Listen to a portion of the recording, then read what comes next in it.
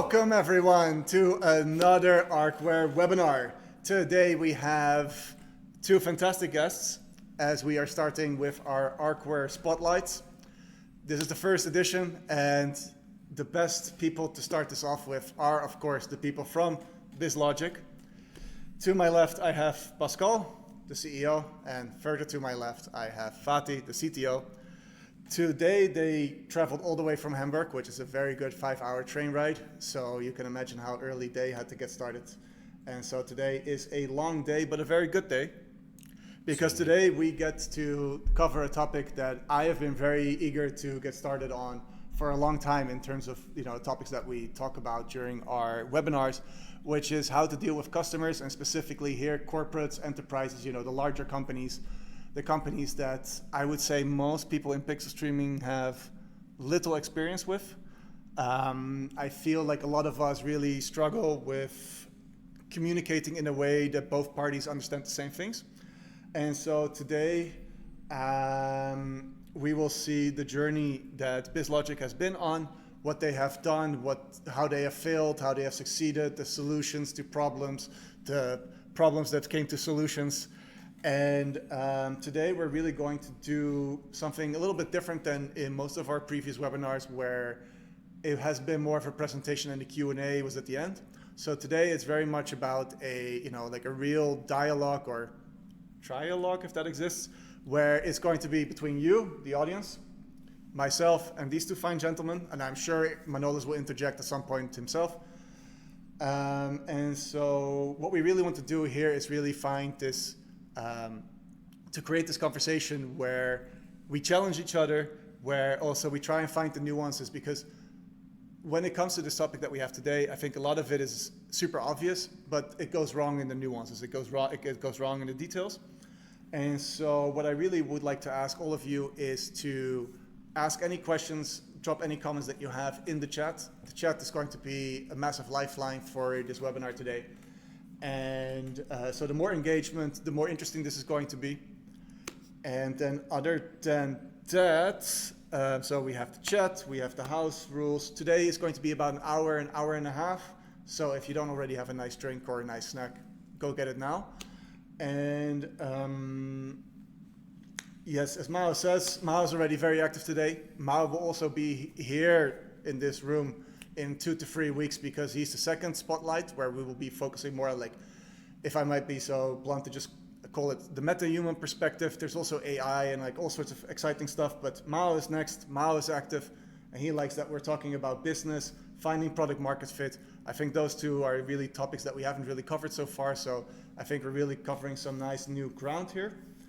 And so now, as more and more people are dropping in, basically I want to get started, because I should not be the topic today. It's these two fine gentlemen that didn't take the train for no reason. So use the chat. Let us know whether or not you want us to focus on the tech aspect, the sales aspect, the growing an agency, or the sales agency growing tech, or the products that you offer. What do you actually sell? What is actually being bought?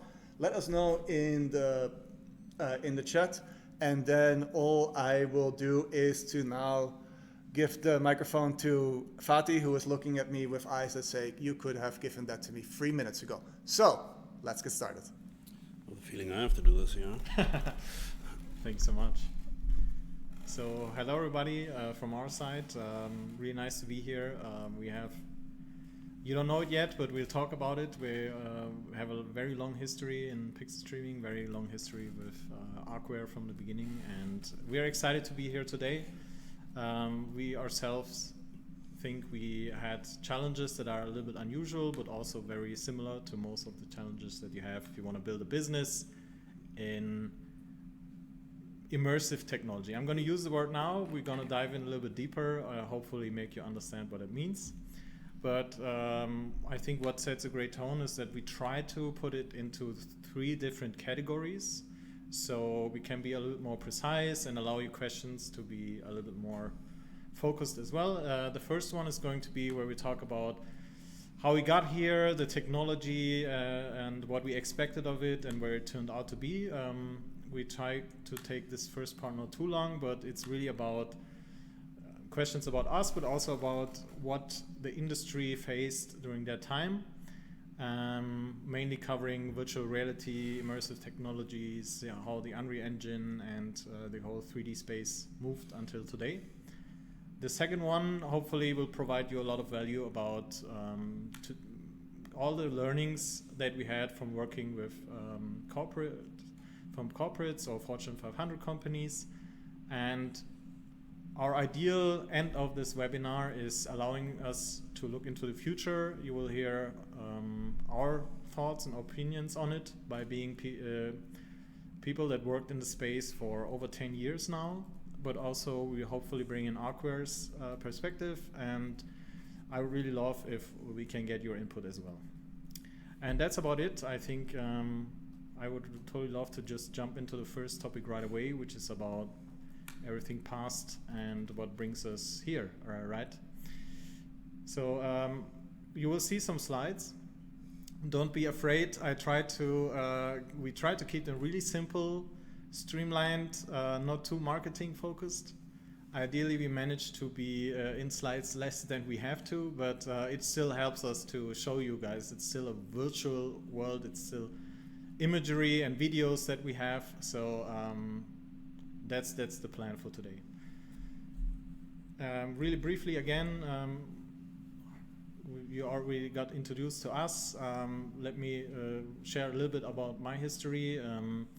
So I come from a perspective of a technical person that has a lot of user experience and user interface background, but I'm working Unreal Engine from virtual production, music concerts, VR. Really every single aspect of it is something that I worked on professionally in the last 10 years.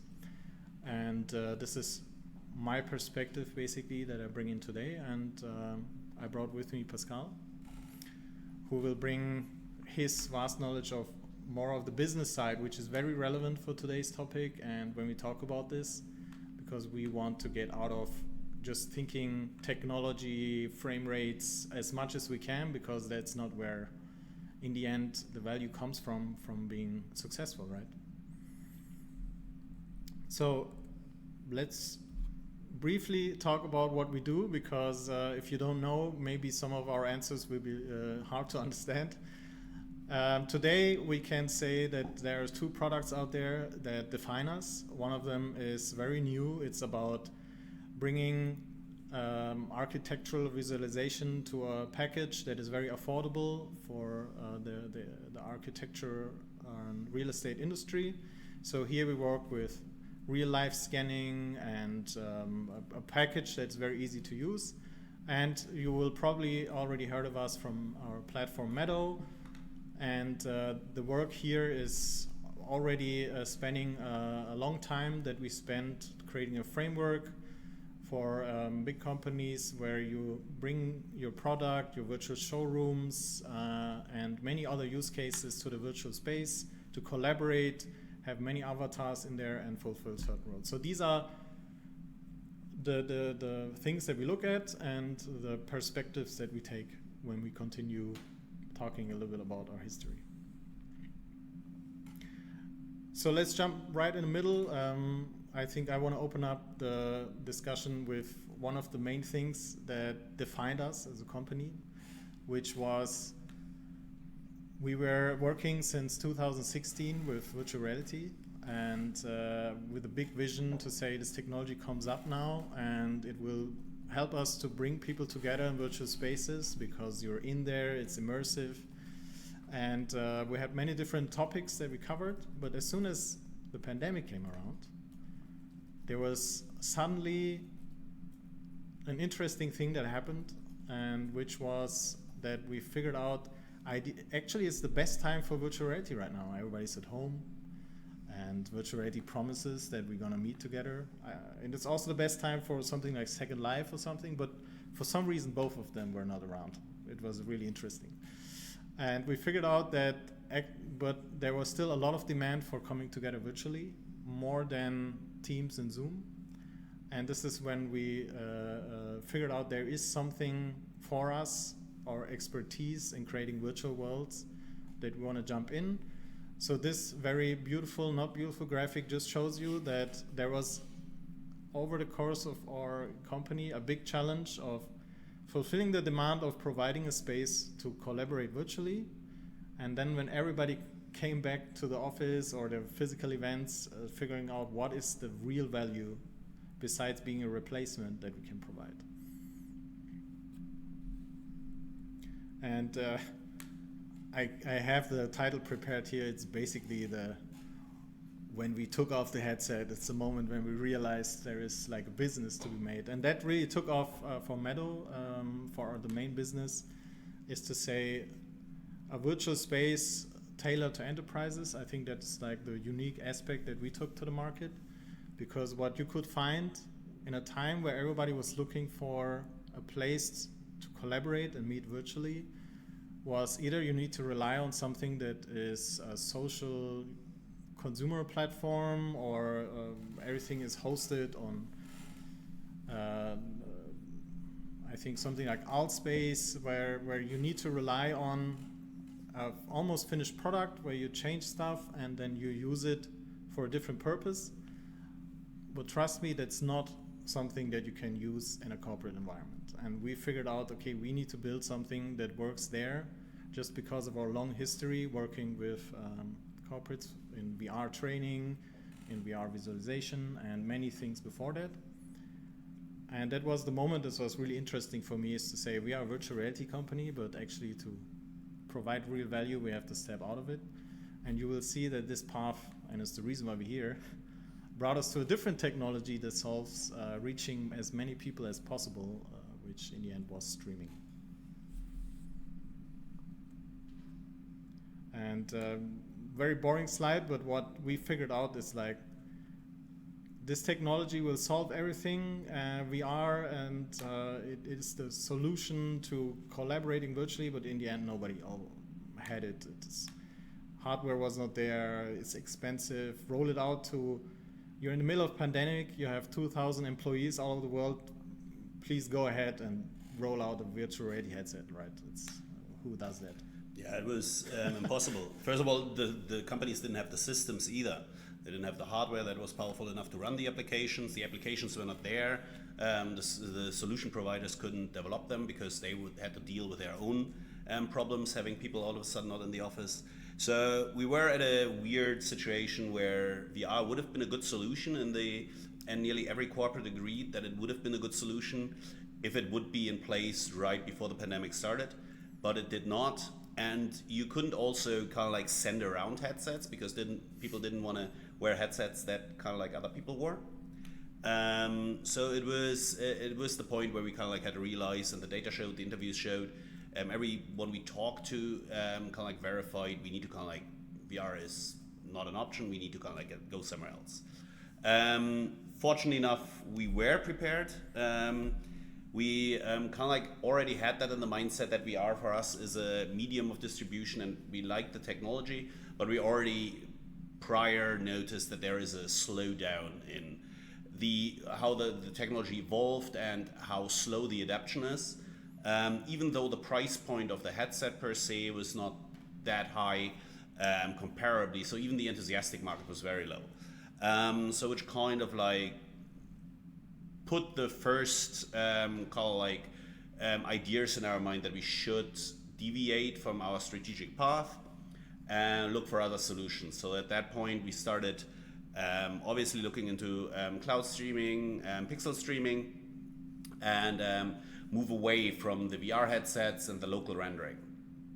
And which was then kind of like, let's say, for us kind of like the first big pivot, let's say, and because we had to change our complete technology base. We kept the frame on top, but the foundation had to change. Yeah, when we talk about foundations, could you quickly explain to Osita what the difference is between cloud streaming and pixel streaming, if there is any, according to you? Yeah, so I separated it because there is really a fundamental approach that we had to change. So technically, if you use Unreal Engine and you're streaming it, and pixel streaming is the definition for Unreal Engine's own build pipeline. And with cloud streaming, I'm just using the overarching term if it's not specifically using Unreal Engine's pipeline. So there is no difference for the end user. So for us, there was a difference because in 2019, when we were deciding to leave out the headset, which is also using an infrastructure to deliver this application. So if you have a Oculus Rift, you have the Oculus Store or the Oculus for Business system, because delivery, how do I get my application to every single employee out there is a challenge, right? And one of the first customers we had to manually distribute it. And that is a nightmare because hardware requirements need to be met. It needs to run on a business laptop and gaming engines, which we used to solve our problem, to create virtual worlds and to bring people together, are obviously looking for gaming hardware, stronger GPUs. The reason why something looks gaming and is bigger is because of the computing power it requires. And we still did it because there was no alternative, and obviously found a lot of hurdles and big problems. But luckily for us, there were already emerging technologies and companies out there that tried to automate the process of putting this application into the cloud and delivering some kind of image back to the user, and allowing the user to put in inputs like arrow keys forward, backward to move out the avatar. And over the course, behind the scenes, quite a bit changed. They become more responsive. There's now with ARCWARE, like our partner, the people in the industry and the solutions they provide changed. That's why for our clients since 2020, so to speak, nothing changed. We moved to the cloud because it's very much for us the best solution to deliver something to every single browser. But behind the scenes, there were a lot of pitfalls, a lot of things that we need to solve to actually be able to build a sustaining business. And that's why we were stretching it out here a little bit. But for the end user, the big takeaway is VR headsets similar to iPhones or anything where you have to install an app is a very tedious and complex process. And moving it to the cloud suddenly allows a small team to achieve much more. And I think that's for us the main accelerator, how we were able to break through walls that were in big corporates from their standpoint of how they see what they can allow and what not. If you look at the gaming industry, they still operate like this because it's the most cost-effective way. You have a store like Steam or Epic Games. You buy a game, you download it on your machine, and it needs to be able to run it, or you have a console. And the business world doesn't all of this because it's very unusual, unless you're in graphics editing, which is an agency and not a big corporate task. It's very unusual to have hardware requirements like this. So we're colliding worlds, trying to solve it, and cloud streaming is just perfect because there you maybe have to open a port, but then you open your browser, and everything that you want to solve as a product can be solved.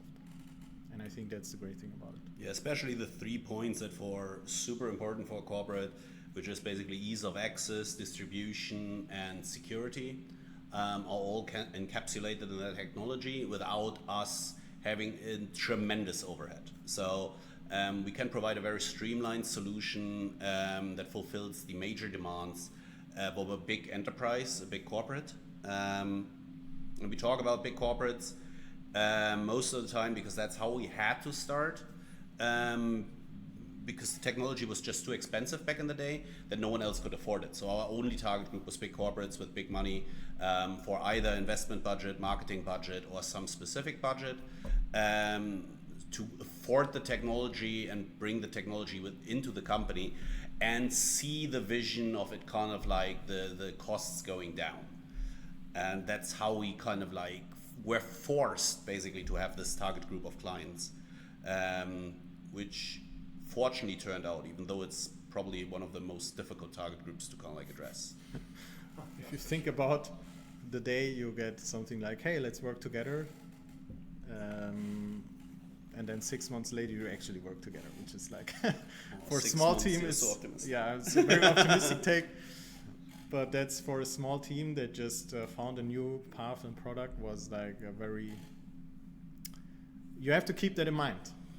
The customer looks like something that will change your company because it's large, has like a lot of employees or impact in the industry, and you want to be successful partner for them, and then you have to keep in mind that it takes long, right? The processes are very slow, and also learning that we can share with you guys to be vigilant and keep it up. But speaking of that, we had this story for us with Procter & Gamble being one of the first where we built together their own vision of a virtual space to collaborate, bring in media. And there was this aha moment for us where we were noticing that all these things that we created, this Second Life virtual events platform that was focused to businesses, is working because they came back after the event and were saying, hey, we want next year, we're going again, and we want to be our partner. And that is a big validation for any company, but especially in that time frame, it was something that it's not taken for granted, and for us a very important step and factor that we noticed, okay, probably there's this demand going for every big company, and we happen to found one where we can be a great partner.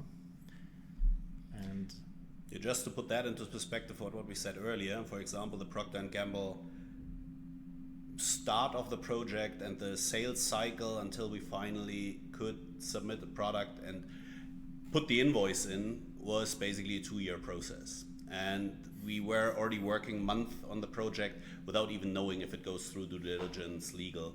So it's a very lengthy process, very risky, but we were so convinced of the product, and we had the access, fortunately through network, the connections, that we kind of like had a sliver of hope that it would work. But enterprises are in that regard very difficult to deal with. Would it have also paid off? It also paid off. Sorry, I had to. So no, fair enough. Now you need to move the. Can we do a different? Yes, good. So shall we do this for a camera change in the future? Good. Excuse me, this is pure amateurism on my side. I did not communicate this further with Manolis before we started. So because the thing is, you're now obviously complaining about all of the difficult things within a corporate, but would you also say that financially it was good for your agency? If you see everything that came with it, so the reputation you got with it, the that you have a client like Procter & Gamble, that you you could drive the product through the development stages, clearly it was worth it. Financially, no. Was that because they were the first, or was that because it doesn't make sense to sell to a corporate in general? No, generally corporates can't have usually deep pockets. If you have a product that kind of like they fills a need they have, it is they provide the funds.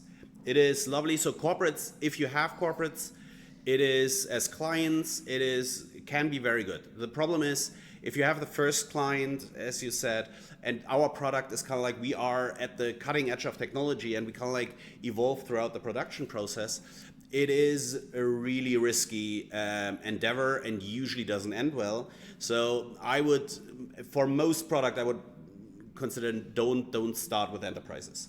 Have a solid foundation with something else where the sales cycle is shorter, where you get the payout quicker, and where the risks are more. Because, for example, Procter & Gamble as one client, but enterprises in general. In this case, we started producing already on the product we would ship without having the checkbox from legal department, checkbox from corporate governance, checkbox from data protection. Everything of that was not in place, but we had to because there was a deadline, and the corporate in this car, we are not big enough to kind of like force our ideas and our deadlines onto a corporate client, and you usually are not. Because that's also the difficult thing for you, because the thing is that it had to go through legal, but you didn't have all of your documents ready because this was the first time that you had to do this, I assume. That, I think, was the advantage we had. So my background, we didn't talk about that. I come from a strategy consulting background, so a corporate background. So a lot of the things that I put in place were already streamlined the process a lot. So we had to, we could cut a lot of corners from how we set up the statement of work, how we wrote our offers, what due diligence projects and documents we provided, how the onboarding worked, how we could avoid certain checks or delay them to the next project, how we kind of like structure the payment process. Usually corporates don't pay you immediately, they pay 90 days, 120 days, whatnot. If you can streamline this, what power in negotiation you have, if that's your first client, they will steamroll you. So this is also like a very important thing, because what you're saying is that because you are the type of person that you are talking to now, or at least you all have things in common, you managed to show that you know how they work, which meant that they also took you seriously because you speak the same language, as it were. And that is absolutely necessary. So especially if you could kind of like talk, at the beginning the projects were 100K upwards. Not We're even talking US dollars, euros. Mostly, initially we started, Procter & Gamble, for example, we started with Procter & Gamble France. So it was, but generally our clients, the initial project, due to the fact that hosting infrastructure operations was so expensive, the projects were usually 100K plus. If only we would have had ARCWARE. If only we had ARCWARE, but MIFCOM didn't know back then that ARCWARE would be there. Or maybe they did, but they didn't put anything in place. But no, but back then, if we would have had it, it would have changed a lot for us. So, and would have streamlined the process even more, would have kind of like mitigated a lot of risks. Enough of the marketing. But no, it is basically true. How it is set up now, the whole market became way more professional. But back then, and that is, it doesn't matter now, you have this as advantage, but still if you go corporate, you have to kind of like put all of these considerations in place. You have to be prepared or accept that the process will be tediously long. You spend a lot of money on externals because, for example, we could skip a lot of lawyer documents on our side because fortunately I had it from my past career. But usually these documents are very expensive and take a long time to get, especially if you have these global international clients, because all of a sudden you don't deal with only the, we were very fortunate to deal with the headquarters and the C-level, since it was a strategic initiative for a lot of clients during COVID.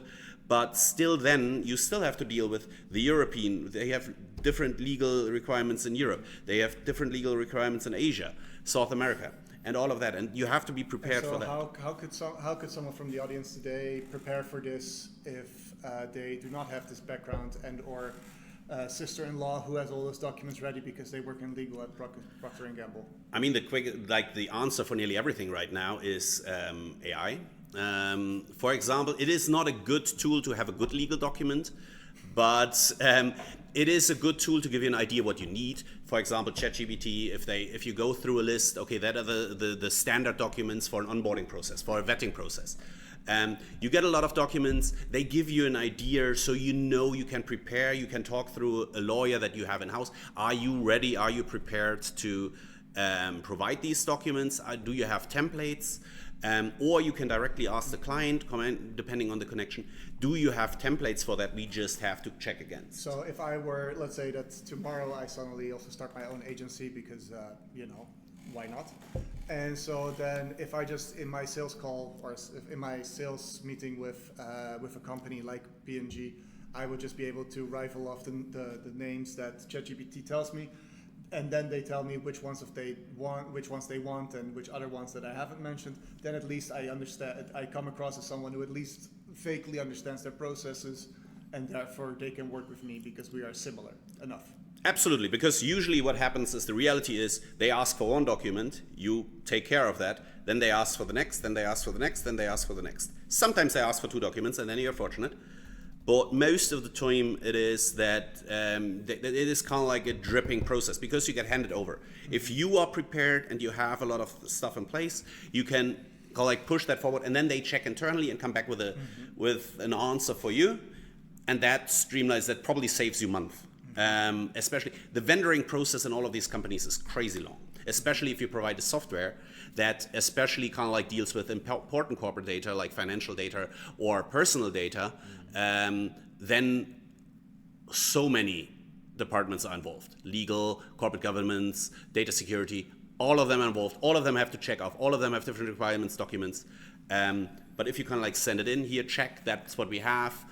What else do you need, or can you verify them? Or if you, the advantages of sending something over is that they have to answer with, oh no, we don't like that, so here is our document. If you don't do that and just ask, we need this, then you get it trickled in, and then they ask if you have something. And then they give like 3 out of 4 documents. Exactly. And all right. So, but for that, for example, the AIs and ChatGPT, to be honest, right now seems to be the best one to kind of like at least give you a rough idea of a document and a list. Perplexity, I noticed, is very good as well as listing them, but not creating them. So, but then we know that, you know, like if the people in the audience today, if they do their homework through any of the LLMs, who unfortunately do not sponsor us, that would be fantastic. Yeah. And they do their homework, and that means that they are really already one step closer to speaking the language of a corporate, so that the process also takes a little bit shorter, and they can get started. So we know that, as you said, working with a corporate the first time wasn't financially the smartest decision because it took so long and payment lingers, etc. So if it was really just the two of you, what would be the ideal type of potential client the first time around to mitigate for the downsides that come with working with such a large company? From a business perspective, but we probably have a technology. Let's focus right now just on the financial aspect. Yeah. So from the financial, it is usually a fast-growing company that still has, it itself is either a creative or an innovative company. So they still are in the mindset. They are still, first of all, are a little bit, the technology is still new. So you have to convince people that the technology is something to bet on and put money on. So kind of like having someone who is kind of like mid-sized, maybe on the stage, on the verge of going into that category, but still has a certain amount of disposable income, as well as this innovative or creative approach that gives you the freedoms to kind of like bring technology in with the little hiccups at the beginning that are unavoidable but don't ruin the project immediately, as well as have the financial means and the creativity to kind of like work with you to evolve it and then pay quicker. So smaller, on the verge to mid-size. Smaller companies, still pixel streaming works in a lot of cases, but you need a lot of them to kind of like make your business usually viable. So the bigger, smaller companies, the ones on the verge to the mid-sized companies, are usually the standard to kind of like go to have the initial impact, kind of like get a good financial position, and then kind of like either go for mass, make more, or go for the special enterprise clients. Because that mass thing also puts me into the other question that we haven't answered from the audience yet, which is, did you guys start as an agency and then get into building your platforms that you have now, that you now build your services on? Or how did this go about? No, I would say we started as a company with a product that was forced to have an agency hat on. Because that kind of comes back to the fact that we were driven into the enterprise thing. And if you work for an enterprise, you're always an agency. Unless you have a very generic product. But most of the time, if you have something that has a visual aspect to it, for example, and has an interactive aspect, you have to that. Maybe you're lucky the first, I hand it over in a second, but so the first aspect usually is that or you hope that the first one is take our templates, take what we prepared, just use it. It rarely happens. If they are excited about the product, and so for example, most of these products, if you start it, you have probably the idea that it looks gorgeous and it has awesome features. So you get people quickly excited. And then they kind of like immediately start thinking, okay, we are a company, we have disposable income, we want to really have it for this case, or we want to have this world, or we want to have this one integrated. So there's a lot of customization. So immediately, even though you have a framework and the framework doesn't change and the framework is scalable, you at the beginning, if you can't dictate yet, you have to have an agency hat on that does creative work and works as an agency towards them for a fraction of the product. Yeah, there's just this requirement, even though it's not the most breakthrough technology, there's still a big requirement for you to be an advocate, somebody who's able to translate what they actually want to envision into how the technology works. So there's this many hats that a technology company like us that works in immersive needs to do. Is you need to help understand, you need to explain terms, you need to keep it simple. I think that's also very important for every company that you talk to. If you want to grow out of the bubble of enthusiasts into all the environments of companies they don't know anything about it, where streaming, Unreal Engine, everything is a thing they know from games, you need to just be bring in this motivation to also to talk about it, to educate and explain it a little bit. So there's this, be knowledgeable, know what you do, right? That's a given, but also to be someone who is able to, okay, these are the buzzwords and I need to explain them before I jump directly into the jargon. It's a really hard thing to learn, but it's necessary. And the last one, and I would sum it up, the discussion that you had is just having the mindset of how that works already changes so many things, because then you can make much better decisions. I remember so often early when we're like, big deal, we should celebrate, but 120 days payment, whatever, that's like crazy for a small team. Lowers right? the budget to actually celebrate.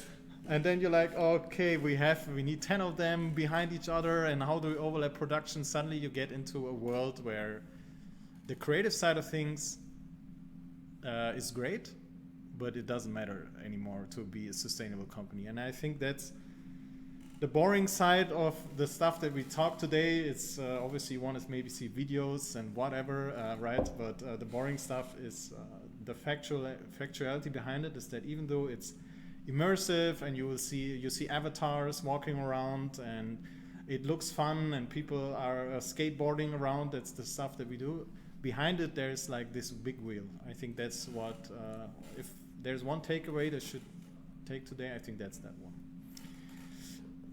And I even have a slide for that, surprise, but we talked about most of it. It's just our focus was to figure out a way out of that creative agency focus that we had, because of the challenges that it provides, being limited to that and being forced to recreate it basically every world. Every customer comes up and you need long production cycles, you need to create everything to a company that actually helps our partners to bring in their own ideas and grow it faster and be more a flexible environment. That's our transition, and our learning out of this is very hard challenge, but we still try to do it.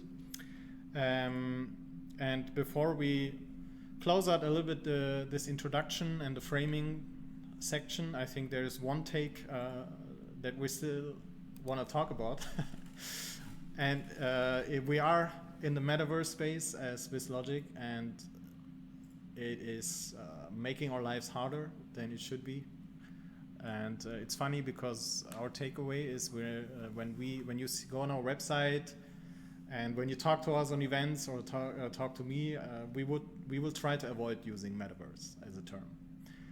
And almost everybody that contacts us wants a metaverse company, right? Or somebody that helps them to get into metaverse. But factually, what we do is we create virtual spaces where you can collaborate, visualize. So I'm focused on what you want to do, but obviously everybody looks at the buzzword.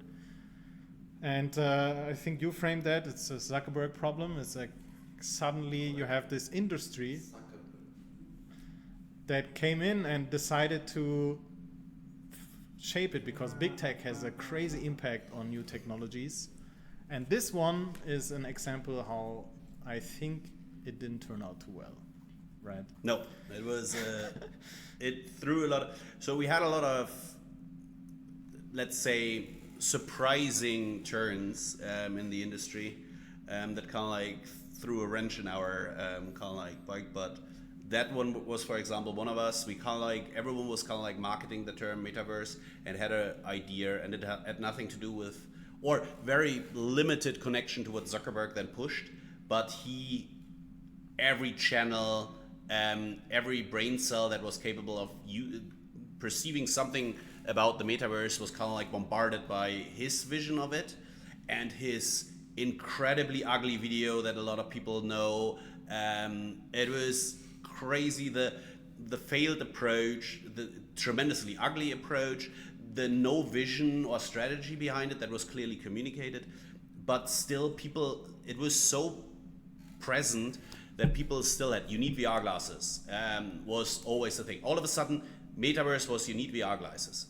Before that, we had the question here and there, but very rarely. All of a sudden, everyone asked that. And everyone asked if we produce the VR glasses. But everyone asked the VR glasses question. And everyone kind of like had the idea of, we don't think it works because the disembodied things that float through it are incredibly ugly.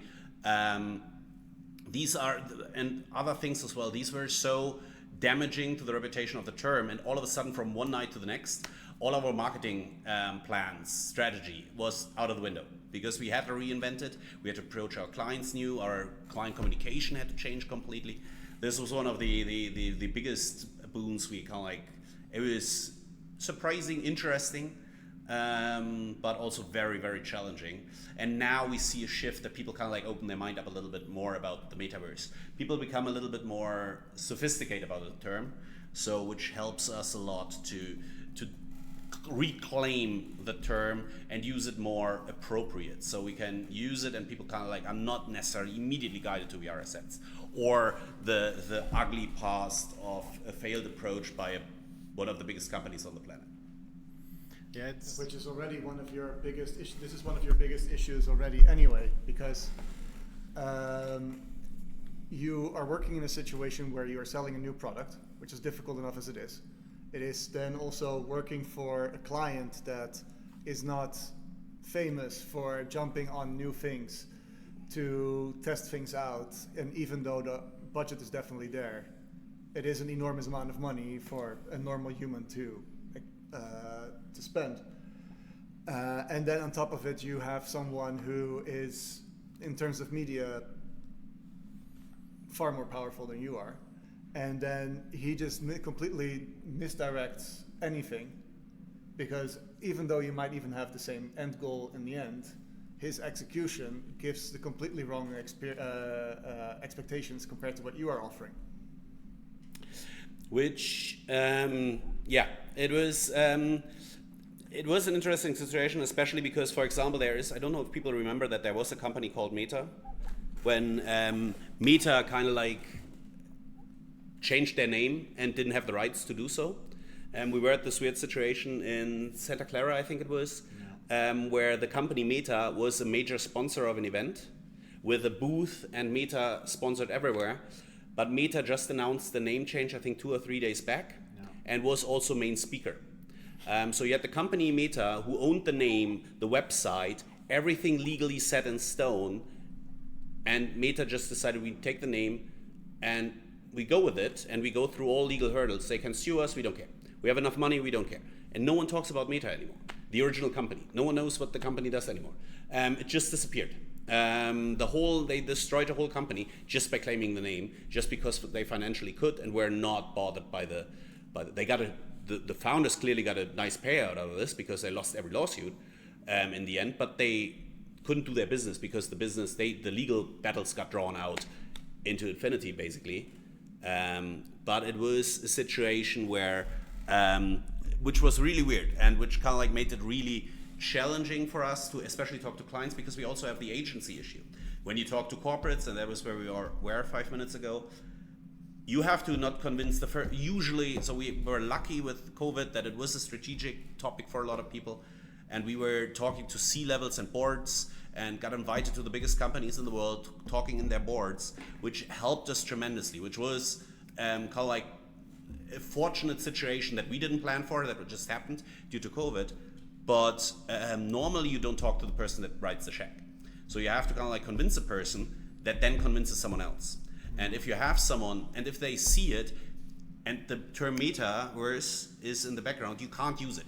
You have to reframe. You use it once, and this person goes to the next person and says meta, but this person has never seen your solution, and all of a sudden the deal falls through because the person can be as enthusiastic as they want. They got instilled the wrong idea into the person that writes the check. They never saw your solution, you fall through. You can have the best solution, best fit, it just doesn't go through. And you can't do anything about it. If you do the mistake of kind of like pushing it in the meta direction.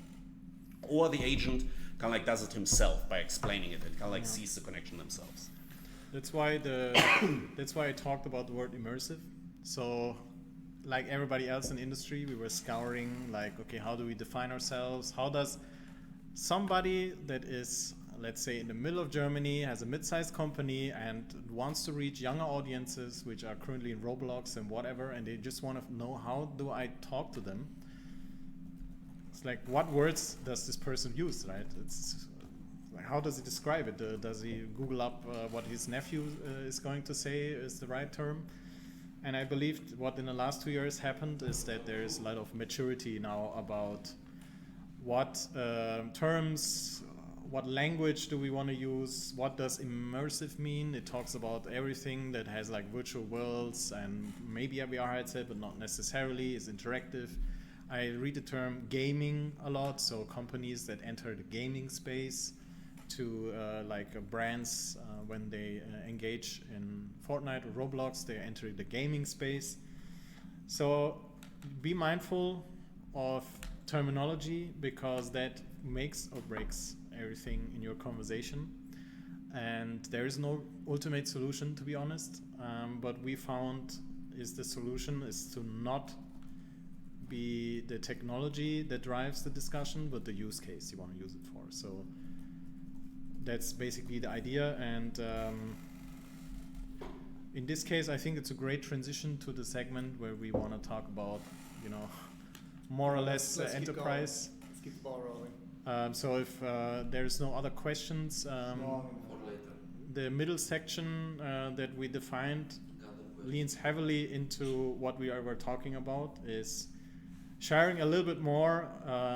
So maybe the slides are a little bit more relevant here, sharing a little bit more in detail about the collaboration that happened here. And since we're already in this environment, I believe we quickly created this map here that extends on what we talked about. Is depends on who you talk to. People have a lot of misconceptions, and I think in our industry and for us, you can have the best product, as Pascal just said, will not work out if you can't overcome the misconceptions. I remember so often, like a lot of meetings where the decision makers were obviously older of age, to put it that way, and they own the company for 40 years and they need to decide where to move forward. And half of them don't understand why they should invest in these kind of things, even though the numbers, 400, 500 million active users in the metaverse, thanks to Fortnite, Roblox, it's like all these generations are native to these things. Mm-hmm. But it's a generation problem. It's like they don't see that, they don't understand why, and they don't see value. So it's like a really difficult gap that you have to close. And if you're lucky, and I believe that's the strategy that you hardly to influence, but you can try it, is you have a champion, like a little bit younger person that is closely related to a decision maker. It's like, hey, we have to push this technology, everybody does it, look at this, these guys are great at it. Can we work with them? So it's better to enter the door there, because as Pascal mentioned, somebody has to resell your immersive AI complex idea without you being in the room, which is already difficult. But we also heard it, my son does this every day, so it must be relevant for the future, right? So that's also a very lucky thing that can happen. But more often than not, people don't even bother thinking about use cases, because it's gaming. Why do I care about a game? It looks a little bit silly. Yeah, that's exactly where I want to go, because I think that the bottom of this slide has something very, very powerful in it, which says that it isn't just entertainment that you're now going to use for a business. It is purpose-built stuff. So I think that this is something that when we talk to a lot of our users, is a mistake that we as the immersive industry still keep making, where we keep focusing on indeed that it's game development, it's used for games, but also as opposed to saying like, hey, we can make this thing that helps your architecture visualizations, your infrastructure projects. We have the best tools. We can do this and this way. This is why our way is the best way for your end goal. And then yes, oh no, theoretically this is also what Roblox is what this video game is built on. But could you explain to our audience how you make it clear that it isn't a video game that just happens to work for them, and why this is a product for them? Well, so the easiest way right now, and that kind of like falls back to, was the first product worth it? Or the first project for a corporate worth it? This, for example, is one of the reasons why it was worth it, because a lot of convincing we can do now is based on reputation. So we did the Consumer Electronics Show, we did the Olympic Games, we did product launches for global products, multi-billion dollar launches. We have a reputation we can play with, or at least the projects we did have a reputation to play with, which in the corporate world is worth nearly everything. So if you can prove, or if you have proven that you can do it and others use it and use it successfully, and successfully not necessarily measured by money, it can be, for example, marketing retention rate, engagement. You have thousands of metrics. You don't really have to, even for if in a certain situation someone said it was a failure, but other parts are clearly a win, and you can communicate that well, and you can prove that you did that project. That opens so many doors and verifies that you are not a gaming company, that you're a serious company. And that's why also what we talked before is have the right documents, have the right approach, have your corporate, your company focused. That's a classic advice for people building products, and don't mix B2B and B2C.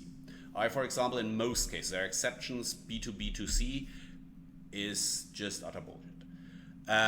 It just doesn't work most of the time, because you can't like muddle your message, first of all, but second of all, you take a lot of reputation away. Consumers don't want stylized products for corporates that are hindered by an overhead of corporate governance, data security, and so on and so forth, and limited in visual and engaging qualities.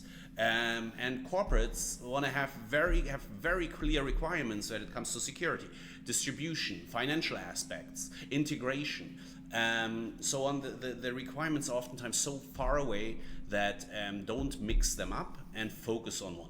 Do a spin-off if you kind of like want to address another market, but focus your mindset, your whole presentation, be it from the company presentation towards the documentation you hold into to the way how you present yourself, how you talk to people, how you write offers, everything be business focused, be professional. And I think that also really takes us to the next slide, I would say, because indeed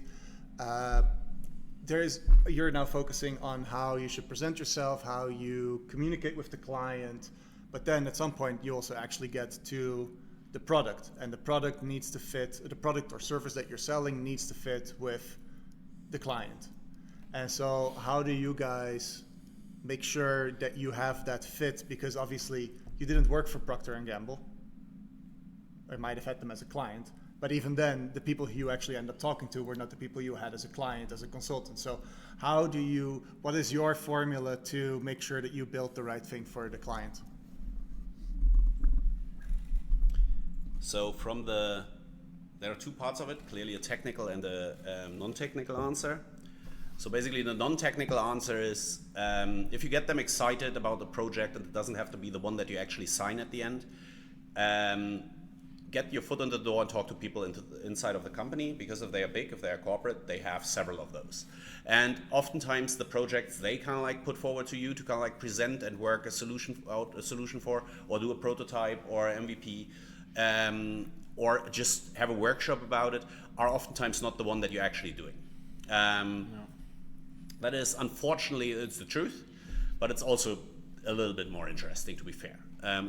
If there would be kind of like requirement, output, really boring. But so you have to kind of like be in the way, always kind of like figure out in every talk and every conversation, figure out what is actually the requirement they have. Because they will go in, they ask you for a specific reason of their understanding of the technology, which is limited by the fact that they are not building the technology, they're not using the technology probably in the way you can.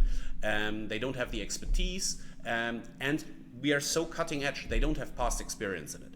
So be a guide, guide them towards the solution, help them pull information and see what they really try to achieve, and then adapt it and make suggestions. Because most of the time, and especially when you have cutting edge technology solutions, it is most of the time innovation or marketing budget. You get your money out. No. Very rarely it is anything else. And these departments or parts of the company oftentimes have the huge advantage that they have a certain amount of leeway when it comes to developing solutions. You have to utilize that. Kind of like get as much information out and then propose. And then pivot if you see that didn't hit the nail on the head, or they have an understanding, or they have a roadblock because someone didn't understand it. Pivot. Maybe pivot, explain the solution differently, or maybe rethink the solution. But that from a business perspective is kind of like the way how you would approach a client and try to get the right solution. Then there's clearly the technical part, and I shut the fuck up now. I can show it you like in slide terms. Even though it's very tempting, it's always better if you go with the smallest possible functioning version. It is tempting to propose the big project because you definitely want to have the deal, you definitely want to have the client, but long term, it's better if you just try to figure out what is the smallest and fastest way that we can get it running, and maybe kick in a good deal, because the bigger the customer, the longer they will definitely stay, because for them it's also a long process, and doing it all the time with new ones, even if they're better, is not something they look for. That's a thing that we can use by saying, let's focus, what is the smallest functioning element. Here we wrote down, think of it like modularity, like Lego that you have to piece together. How much can I take away that they still value the immersive experience that I created? And being honest with yourself that we also need to prove it. More than often, it didn't work out because everybody expected something different, technical hurdles on delivery, or misunderstanding. Hey, it's certainly not what we're looking for. But when it works out, your foot is in the door from a technical perspective. You have an MVP running, some documents signed, people tried it. Much easier to get started. So I think that's for the bigger the company, the better it is to do it that way. But honestly, it works with any type of company in this case. So I wouldn't limit it to specifically smaller or bigger companies. And to continue, unless you have a small question to add, all right. We have, it adds a little bit to it. It's a very interesting topic for anybody that creates a virtual world for a partner or a customer that never worked with it, is the dramatic difference about what they're trying to achieve and what they do and what we should advocate to them. So, I mean, we had some things like, I just want my whole building to be there so people can join and walk around and visit, and that's enough. Or I have my football stadium and I just want to have people sit on virtual ranks and sell tickets. I have a finished, ready-made concert. I have a theater running and I just want to replicate it somehow, because right now here it's about money or not. And I believe that's really important to notice that while it may turn out like a project where you can start in the beginning, it certainly will not turn out in a healthy relationship in terms of what they can get out. Because there is a lot of limitations on replicating the real world that obviously requires a lot more things to be successful, but in a virtual world things can be simpler. they need to be simpler because it's a small screen most of the time that the content is being looked at. So replicating already is the wrong direction.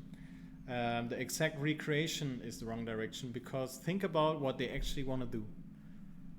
Why is the first thing everybody comes up with is a replica? Is because it's comfort. It's what they know.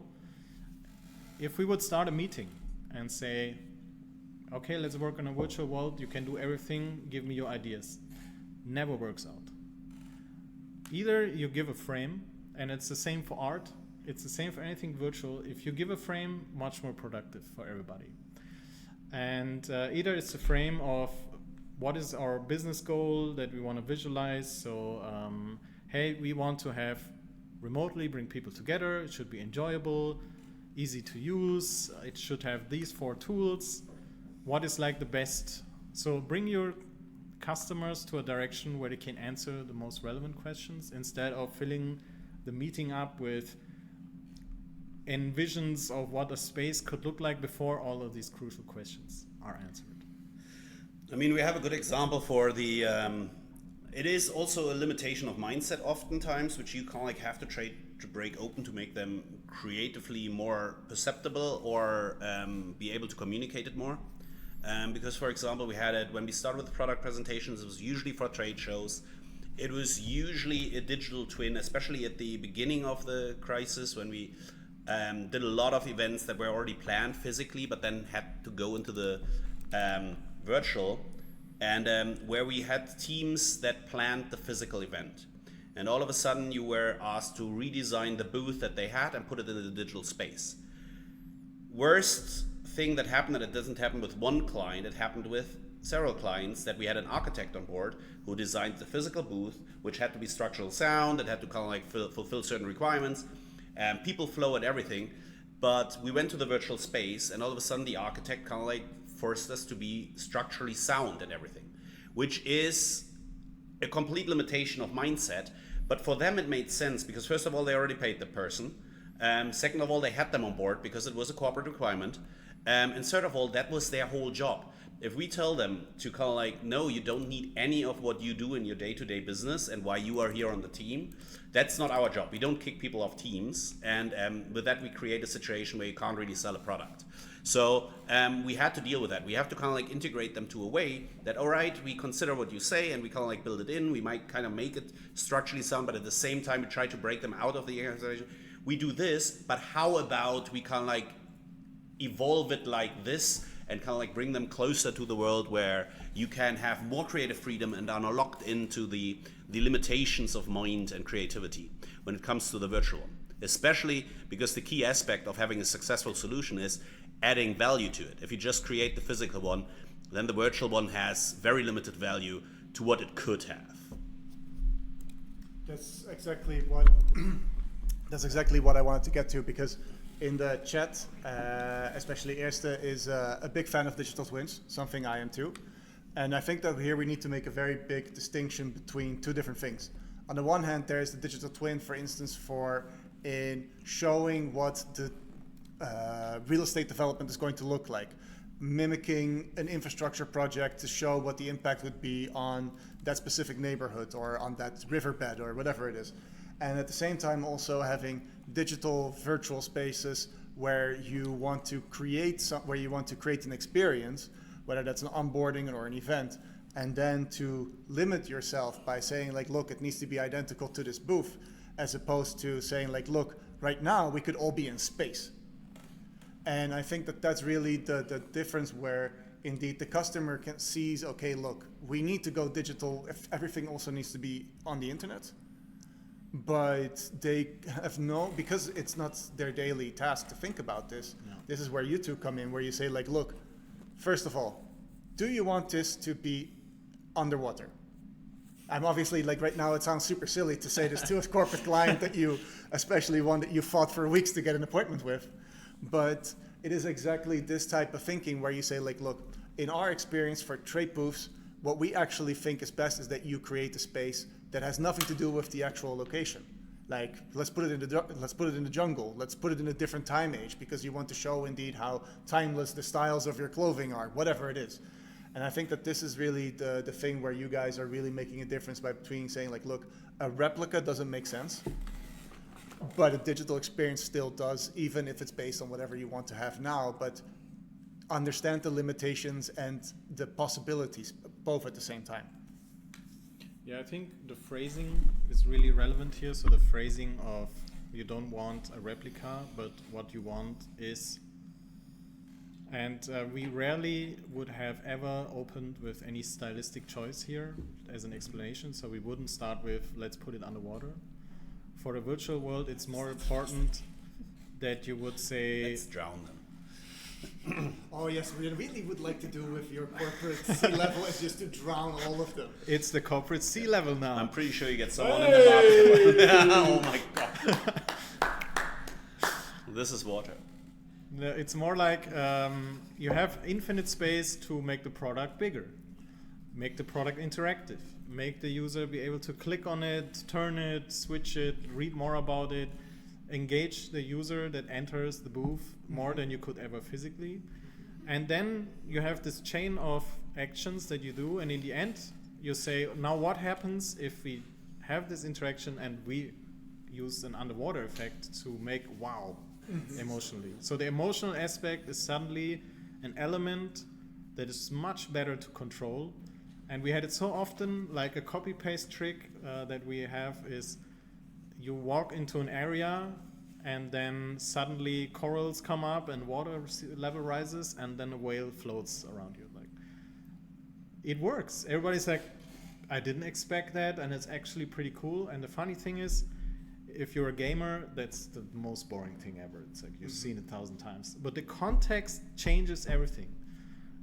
And that's why a lot of these business applications don't look as beautiful, because they don't have to be, because from the context of, hey, I have this job and this is the outcome, but it's also fun and looks great, is like it's what changed the perspective. Right? And What's it's make your it better. added value.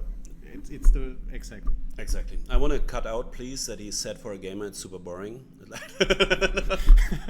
No, because it is. I also wouldn't sign that completely because I think we are in this industry, so we all game to a degree or not. But the fact is, I would rather have a presentation where I have a 3D object floating around me or being center and being taken apart and zooming together than having a PowerPoint with an Excel sheet, even though I got off of that once in a time. Absolutely true. That's not what I meant. But it's one of those topics that we talked about is like, don't make it exactly like our building, right? It's one of the patterns of failure that we discovered. Let's talk about the other ones. And these two are really interesting because we hear them still a lot of times, and I see smiling because he also hears it a ton of times. I want to choose the right one first because it's easier, but let's talk about the middle one together because that one is a really tough challenge. But we have all these consumer platforms out there that like Fortnite, Roblox, Second Life was in certain ways a consumer platform as well, a consumer facing. And they have like a lot of things they're focusing on things that you can do on the platform that just doesn't work on business. It's impossible to be compliant if you host your world on Fortnite and you want to meet with your customers in there because it's cool. It can work. I'm not ruling it out because we have so many brands that create beautiful worlds in those platforms. But you just have to understand that the comparison is not needed. As I said before, the context changes. So it doesn't have to be like a Fortnite level user-based target audience interaction to be efficient and to have impact. Yeah, the we need millions of users one is a big challenge for both ARCWARE and for us and for everybody that provides like a scalable platform for immersive spaces, because the scale aspect of it is very challenging for everybody. In the beginning, when we were talking about cloud streaming, even 100 people were a really challenging task. Because, make an example, if you want 100 people to join your application and all of them are, and you have 2 weeks time for all of the 100 people to see it, you can potentially save like 30,000 euros just by changing your approach to how you build up it from a technical perspective. On the other hand, we have a lot of visionaries that say, hey, I'm envisioning this metaverse that draws in millions of people because of the use case XYZ, and you put it to the calculators that are very conservative. Okay, a server costs this in a minute. I need this hardware. I need this API to be active. I need quality testing, right? If you have 1,000 people on a metaverse platform, believe me, it's really tough to make sure everything's bug-free. And also something that I have a lot of sleepless nights to, because an enterprise client is not forgiving compared to a gamer that just occasionally sees a bug happening, right? If the platform fails, or you can't talk to somebody, or this C-level is doing a presentation but his avatar glitches to the ground, goodbye. And I think that's the risk that you're also taking, and I think it's great advice to not go there directly. We made it through. We couldn't also have not made it through because of 1 or 2 mistakes that happen in this development. But the scale and the requirements to provide scale is so hard to conceive and explain and make sure people understand that you lose them often when you just say, oh, interesting that you have this idea. Let me tell you right now that the infrastructure for your project will cost $1 million for 2 weeks, right? That's what happens in the end. And I also have this beautiful graph here. I called it the million user fantasy.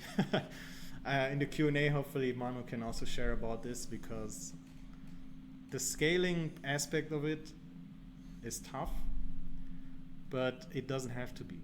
Because if you propose a strategy of rolling out an immersive application, you need to be mindful of certain terms. And I'll make an example here. I provide you a platform that you host on your website where people can see your car in its latest configuration, and you have to explain to the customer how great it is that they work with your technology and what you can deliver and how it's better than alternatives. And now you're in the middle of this conversation and you're saying, oh, and by the way, I'm putting up 10 servers, you'll be totally fine. They will be like shocked, because what, 10 servers? My website just 10 users, I will never, and you mistranslated what you actually wanted to say. And I think that's a really hard thing that we worked on the last 3-4 years, is to understand how to communicate it, how to design it, but also make sure that in the end, whatever you promise actually is fulfilling. And I think we don't just have cloud streaming, but we put ourselves in the strains to also have multi-user capability. So we have gaming, scalable multiplayer servers in the back end. And so both of them constrict each other in a certain interesting way. And when somebody comes around and wants to overnight bring in 10,000 people to a certain virtual environment, and all your calculators go hot, and you call AWS and you ask them if they have 30,000 servers, and they just laugh at you, and you're like, hey, I have a serious request. Usually that's where you should notice that it's very unusual to go that route. So don't get hung up on the servers, don't get hung up on how the infrastructure works. Just think about what you want to achieve with the product, because if you want, hey, I need 10,000 visitors on my website, and you already know where they come from, maybe the website existed without immersive technology, and you can analyze the pattern of how they come. Trust me, even 10 servers can provide an extremely beautiful experience while being cost effective. And I believe that's where our expertise and ARCWARE's expertise comes in. So just ask the question, be open to it, and also don't be shocked if something in that world is a little bit off from how it should be, right? It's definitely one of the bigger challenges and pitfalls that you can go through in that direction. I just want to go back to the one slide here, because otherwise we will contradict each other a little bit in the next couple of minutes, because especially the make it exactly like our building, there is a clear exception because we also have a digital twin platform. So clearly the building will be like, but the idea behind it is, for example, when you talk real estate or you talk industry, if you plan, you always plan sunny, because you think that is all of the pictures you get from the architect, the pre-visualizations, they're all sunny. It's always green trees. It's always happy people around. But the fact what you're missing out is it's kind of like learned knowledge, and kind of like you did it in the past and that's how you translate it. It's exactly how you did it in the past.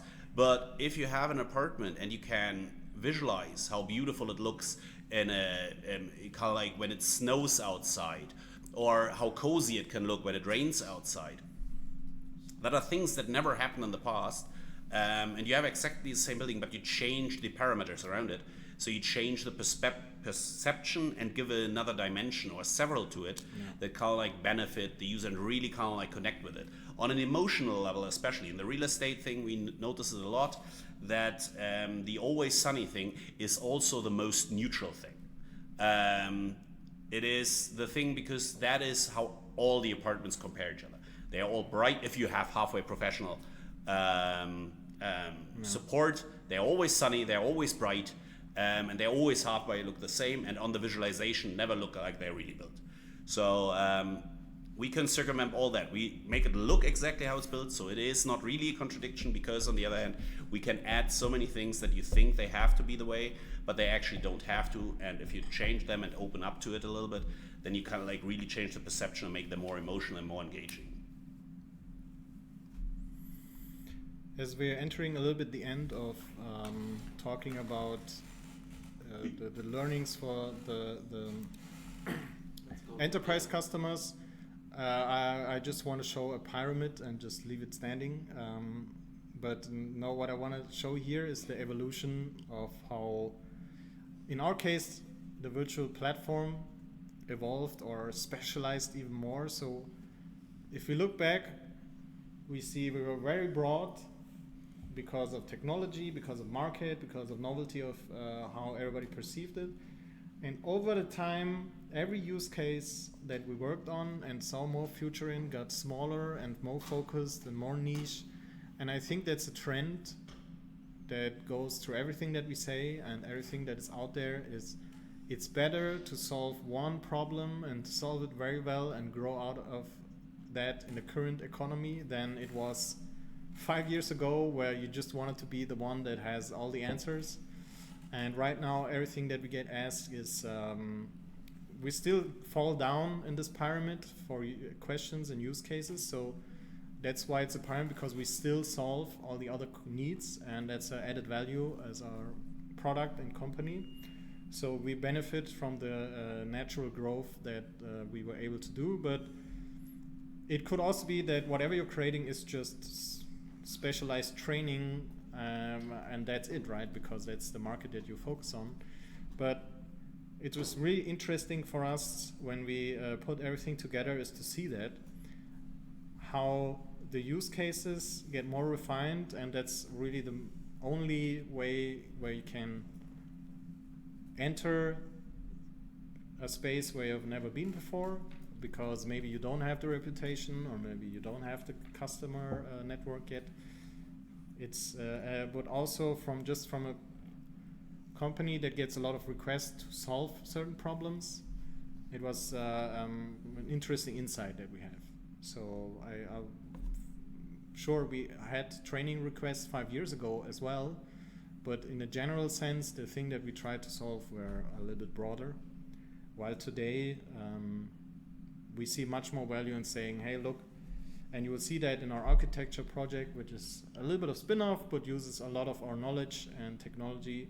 Say, okay, there is this certain visualization aspect that can be solved better with new technology, and let's solve that in its own spearhead, while also allowing Meadow to create use cases that solve other ones.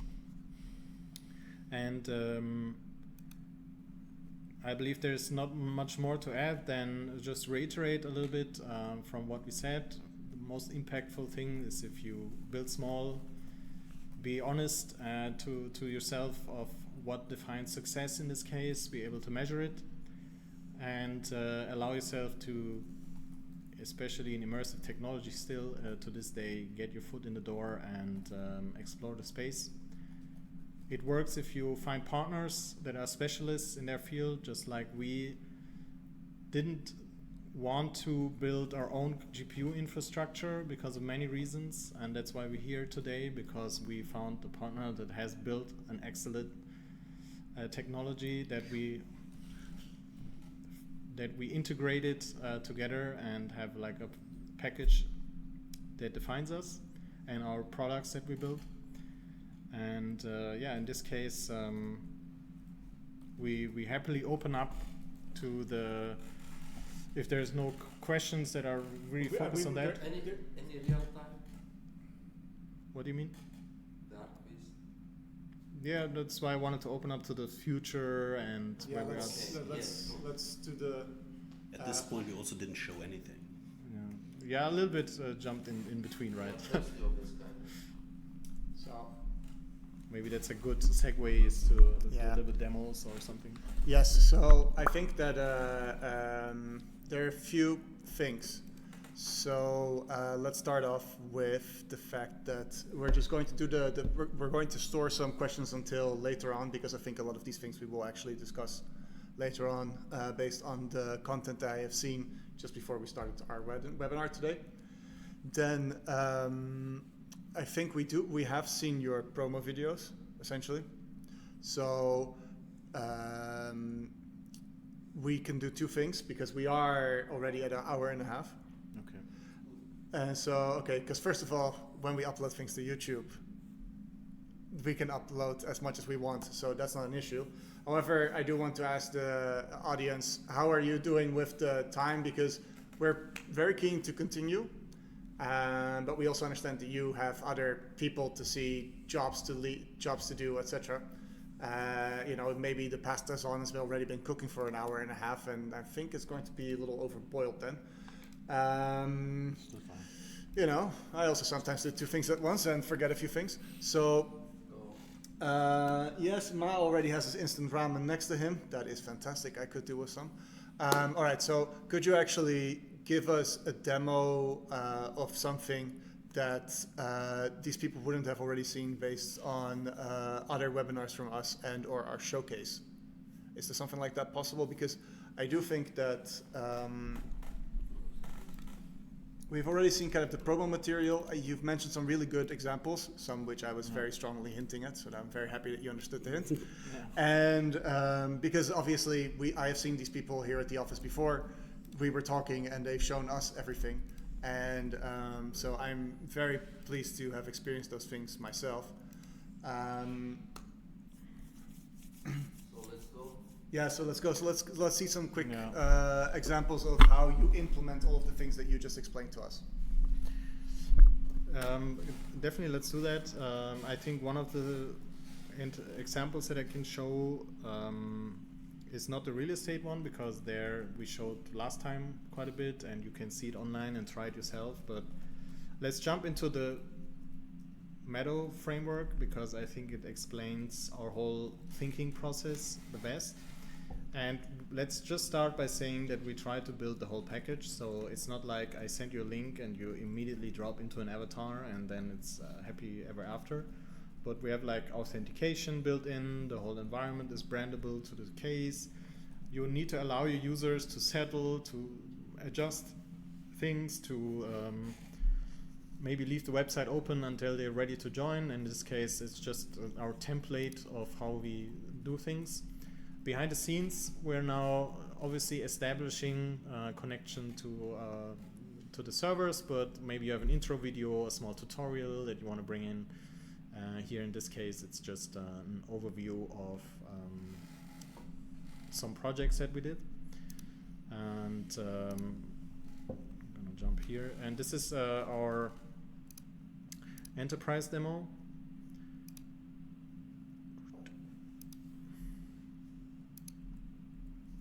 if 11 doesn't want to work, okay, that's fine. Here's the way it is.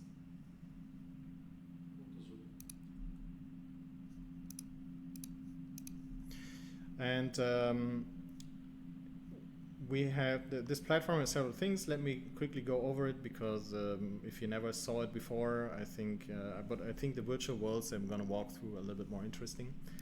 So we build our own avatar system because we need to make sure we get like hundreds of avatars in a space, and that's a technical problem. So we need to solve it by having full control, and also the feedback is clear. If we can also implement external systems, which there are some available still. But most of the time, our customers design their own clothing style. It needs to be appropriate to the region. It needs to be appropriate to the culture. And we have full control over it. That's why our avatar system exists.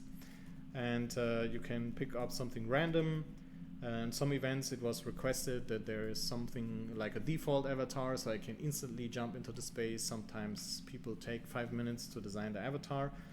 And it's really purpose-built for the business sense and not rivaling modern video games and their complexity, right? Because we have so many things that we have to fulfill behind the scenes. So let me go here. Yeah, especially what you see as well is that the avatars a little bit, they're detailed but not hyper detailed, and that is on purpose. Because most of our clients, first of all, want a very broad spectrum and don't want to have, so for example, one of our clients wanted to have a blue avatar to kind of like include everyone as a default, so you don't have to pick a certain type. Second of all, the idea is that you certainly are sure that you don't go into the uncanny valley, but also on the other side that you have a certain mood of, you try to really balance between immersion and disembodiment. So that people are not exhausted while being in their avatar role in the meeting that goes 2 hours, 3 hours, but still enjoy it, still can take in the environment. So there is a whole purpose about the avatar system that we also had to learn over time. Certain requirements from clients, certain feedback from events. One more thing that you could see here is that our virtual worlds that you enter the space with can be something that is physically available, because there's still a design language that we settled on, which is really about this stylized realism. If you talk to corporate clients and you start too wild in the sense of how you design the space, I think it doesn't help to get in.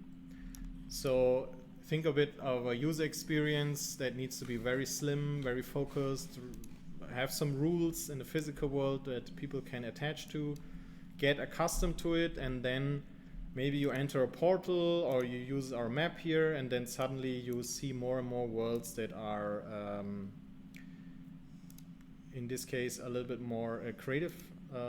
Let's look at the other example of how you could do it, which is if you work with the real world as a starter or as a baseline for collaboration. So we see this use case more and more is, okay, we want to base our virtual world or collaboration space on a physical existing environment, because that helps us to have less of a barrier of, hey, this is a gaming space, but more of a, hey, we're visiting an environment that has a purpose and we are using the virtual world to extend it. These cars and trees are just technical examples that you can put anything together and mix and match it and create new applications and storytelling while being rooted in something that maybe your customers know, maybe you yourself know. And we used Gaussian splats for this, and we are working extensively on pipelines and research to improve this scanning process for our customers and get the most out of it, because we believe it's one very powerful alternative way to create immersive experiences that have like very low entry barrier from a complexity and emotional sense. So it stays in your mind when you know this is part of a tool that your business has. There's much less of it's just a gaming platform character suddenly. By such a simple thing, is taking the real world and combining it with, let's say, avatars and communication. Quick tour of our platform. We have spatial voice communication. We worked on a proprietary solution that is very high quality and rivals Teams, or sometimes even better, but also spatial in room. Gestures, we have like extensive user tools that are required for moderation. For P&G, it was like a concern that, I don't know, Butt Kicker 29 joins their public event and they have to solve it.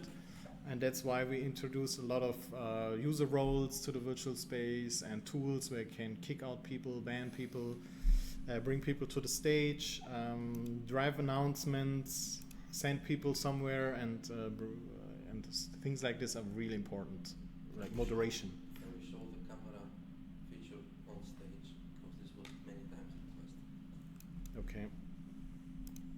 So let's jump back to one of our templates. And bringing the real world in, there's also a different way to do it.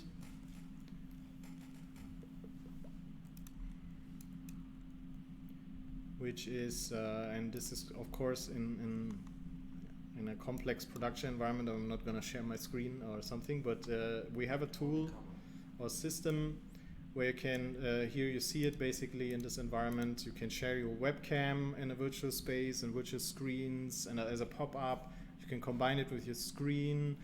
And there's like a lot of tools in collaboration that you just need to have. Most of the time we find very traditional ways to bring it in. So here it's just a large screen that if it would be a live show, you could click on and see full screen. You could place next to something else that is like a 3D object or a presentation. It's required more or less, to be honest. And so you either bring in the real world because it's a physical space that you want to do things, or you bring in the real world due to all the assets that you already have and you want to continue using them. You don't want to rebuild. And we have like CMS integrations, and these are really, really important. So here I could potentially change the whole environment in real time and upload videos from my desktop that solve certain problems, or I want to prepare a virtual event for something. And every customer has like already existing heaps amount of data, and it's not the best way to show it, but we still want to have templates. We still want to have all of these because you need to start somewhere. If you would come to us or to any virtual space creating company and you would say, I want to have a much more beautiful presentation for my town hall meeting and it's for 20 people, and could you make a 3D out of it? Trust me, right now it's still expensive. Hopefully AI will change that. It's one of the topics that we look up into the future, where you can create 3D models by prompting, you can create virtual spaces by just thinking it out and writing it to your local AI model, and we want to be on the forefront of that.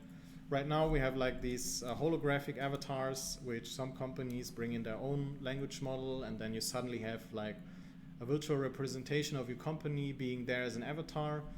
We are working with like this topic of virtual co-workers in here.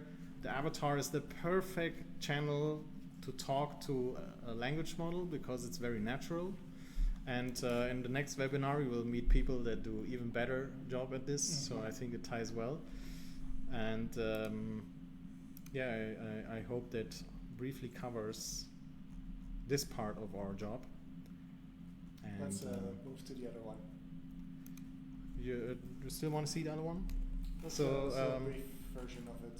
We have some digital twin friends, so this is a nice way to show how you guys go about that with your mindset and your rules and principles. So the example that I showed, where it's really about the 3D world allows you to tell a story, is the same here, because here we are able to have a building complex that doesn't exist yet, will be built, but the surrounding is already there. So we didn't like put too much effort in creating the most realistic materials or sunlight, and we don't have to, because just by merging the real environment with like loading it a building or a virtual space already sells the deal. Like I can envision how that thing will look in the environment. I know how shadow falls, what trees can do. And from every single window of this building, wherever I look out, it will be exactly the position that you will get when you would be in the apartment. And that's like the beauty of being able to combine these different technologies, and that's where we saw a market fit and go in there. Right now that's achieved by drone footage that we pass through a pipeline, and it creates this scanned environment which is three-dimensional. We can fly around, has great quality, and is performant enough that you can still fit in buildings with a lot of detail, and every single apartment is furnitured and has details. But alone that wouldn't work, right? And what we did here is we had to figure out what the actual problem is. And we found two problems. We use these ideas and technologies, which in itself are fun to work with and provide an interesting proposition. But in the end, they don't really solve a certain problem besides being able to see it, right? It's one of the things that you're solving. What we also wanted to solve is package it well. So if I'm interested in seeing if there's still apartments available, we need all the bells and whistles for that. So I need to see like the ground floor. Maybe I want to jump in and do a tour of this certain apartment and figure out if that's something to my liking. I want to be able to turn on and off the furniture to see if that's something where I can envision myself. So there's this customer-facing side that a visualization helps you to solve. So you don't have to re-render or do renderings, whatever. We build it once, and through the power of Unreal and cloud streaming, you have a tool that is flexible. You can use it as a salesperson to show the building. We even have a free roam, so I'm talking to somebody that is my project partner, and we need to change these windows here. I can use this tool to walk over there in a building that doesn't exist yet and discuss materials. And trust me, it's something that doesn't happen right now. Everybody looks at 2D plans or expensive renderings from architects. So that already is a USP that we found. But that's not enough in today's world. You still need to find more values that you can add for companies to be ready to invest into that. And for that, we create a marketing mode. It's in this demo, not here, it's exclusive to some of our customers. But I have an example. What it allows us to do is switch into a mode where we can take photographs of every single angle of the object. In this demo, the only thing I will get is a screenshot to download. But in the tools that we provide, you will get into a different mode with an image editor where AI helps you to upscale this shot you made.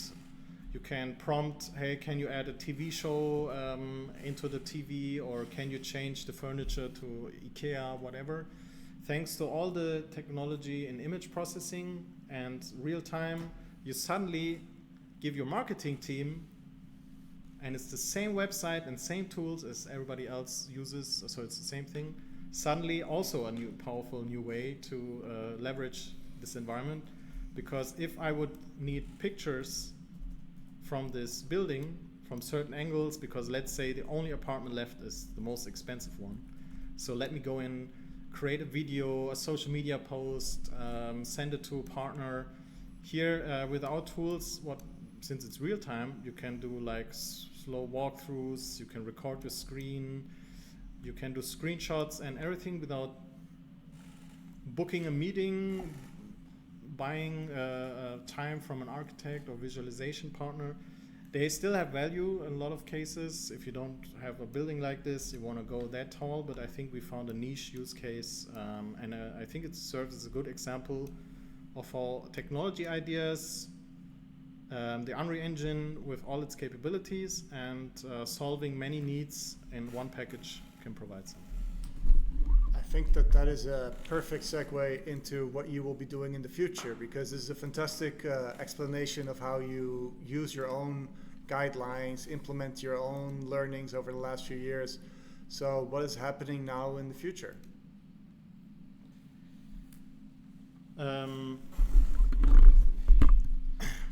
Yeah, I think since we are in a time, I'm going to just use the slide that we envisioned as great ending for our conversation. And it's accumulates a little bit where we see where the technology goes to. So one of them is that AI technology as a building block helps you to achieve more personalized things. So from the user experience, imagine you don't have to filter, you just say to this experience that you just saw what you're looking for, or what maybe it already knows what you're looking for and automatically shows you what's available. But it also from asset creation, so the whole process and pipeline to create it is being powered.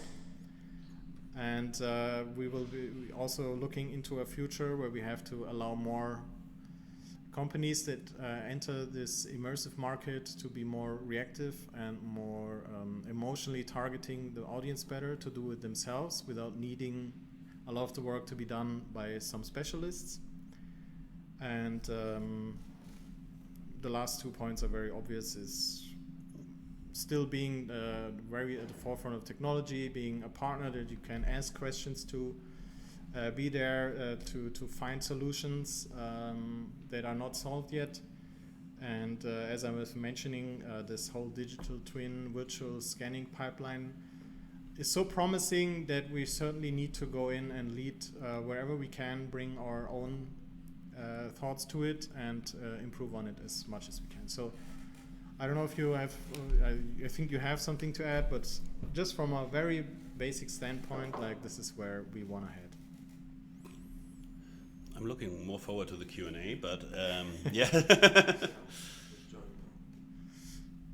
Yeah, I think that covers pretty well what we want to discuss today. I hope it brought some value or will bring in the future, if we look at different segments of this video, value to everybody who's trying to settle in and build an immersive product. I would even say most of the things that we brought here are applicable for any startup or a company that wants to spin off something, at least from our perspective, right? Yeah, absolutely. I mean, if you kind of like create a new product out of a corporation, if you kind of like try to get a corporation on the pathway of using the technology, leveraging its benefits, or if you just kind of like want to experiment with it, I think a lot of the things we've mentioned today are applicable. And I hope we kind of like also showed that it's a kind of really fast-moving one, market, industry, and it's really interesting to kind of like follow it. And that kind of like we do huge jumps in technology and capabilities. And fortunately also, we see it coming, prices. Hopefully. That's a segue back to ARCWARE. Yeah, prices. Prices, well, that's fantastic. So actually, yeah, well you are setting yourself up. So I thought that I already answered this question for Raphael, but Raphael came up with a fantastic question, which is, it was from the section of like, okay, I want to have millions of users on my, we're going to organize a corporate event. Obviously, there's going to be like 5,000 people participating. What are the costs? And then obviously the costs are rather large. No. So the costs that you now have for pixel streaming, do you let the customer pay for those directly as like a separate invoice? Do you perhaps just hide them in a larger invoice and then say like, hey, actually we might even mark up a little bit more? How do you deal with the costs of the technology when you invoice your customers for a project like that? Put that here. So yeah, generally since we started corporate and we try to keep corporate in many regards. We usually offer package deals. We try to be as transparent as possible because, for example, hosting is most of the time a pass-through cost for us, but with a little heads up on the license and setup fee. But we try to package it in a way that it is very seamless to or very transparent for the client, and having separate invoices, for example, wouldn't work for a corporate, or in the fewest cases, unless there's already agreement in place with the partner. Oftentimes for bigger projects, we bring the partner on as well. That is sometimes required because you have sub-vendor agreements in the contracts. But in the end, the conclusion is we try to package it, we try to invoice it on ourselves, and then pass out the costs to or pay basically our service providers and partners. And so we have it as seamless. Our goal is to have it as seamless and transparent to the client. And we deal with the overhead in the back. Obviously, for the overhead, we have to charge a little bit and we have to predict it, but that comparably is a minor cost towards getting the deal done and getting the deal through.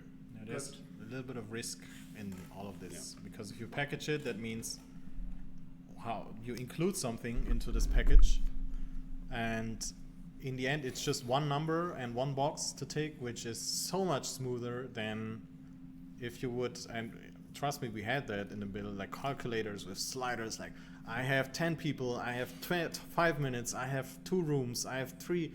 And it's horrible, because nobody likes it. Even the most money stringent CFO, whatever, procurement manager, nobody wants it because it gives you no value. In the end, it's like I have this task that I want to fulfill, and we figured out the best way is to do a balance of risk and overpricing, certainly, by creating packages. So yeah, that's basically how we set it up. Then that's a clear answer, and Raphael has acknowledged that. Then I want to quickly go to the last, to the project that you showed, the fantastic, the visualization, the architectural visualization. What do you use to, because you also mentioned that you didn't go overboard on improving lightning and stuff, because you already did what needed to be done. So what are some of the ways that you managed to make this project faster? Like, did you use anything for the vegetation, or were there any ways for you to cut costs or cut effort to still have such a fantastic project? So For the environment, you never mentioned the cushions. I will give a little bit. Fatih explains the technology part, but in there's a special thing about this project per se. It is, we stepped in a little bit later than we usually do, and it is a client that we really wanted to have.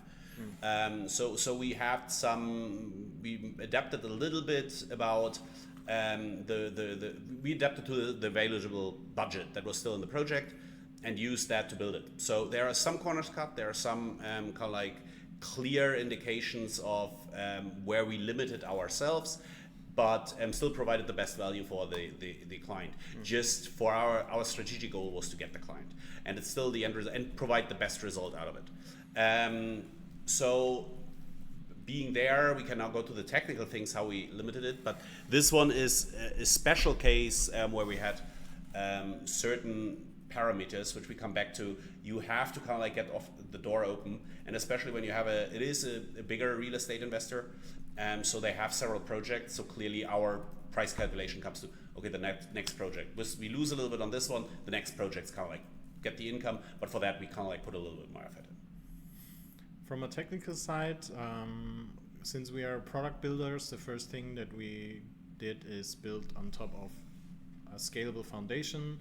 Anything that you saw I could use for a different project, because it was set up in a way that more or less I switched the building, I connected to a different house ID, and then I get a different house, right? So initial investment is higher, sure, so there's cost mitigation over a project, but thinking about every single module as something that needs to be reused and hard coding as less as possible helps, because as soon as the second one comes in, you're earlier in actually earning money than if you would hard code your way through every project and it just happens. But being smart about what do I actually think will be single homes, or in this case, be required to have.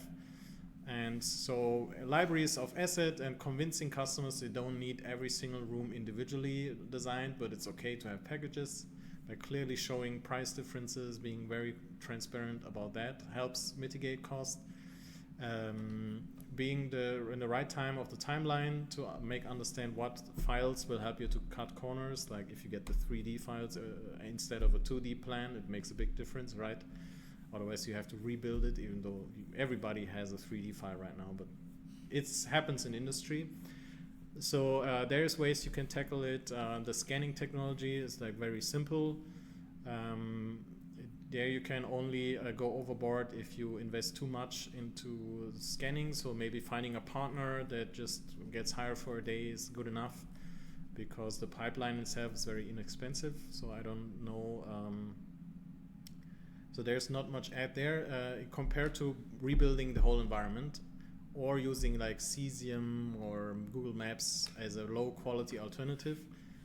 So that already looks better, but it's also much cheaper, which is like one of the innovations we believe this industry needed, because if you look into the last 5 years, and on ARCWARE website there are beautiful examples, you still have customers that do amazing things. Yeah.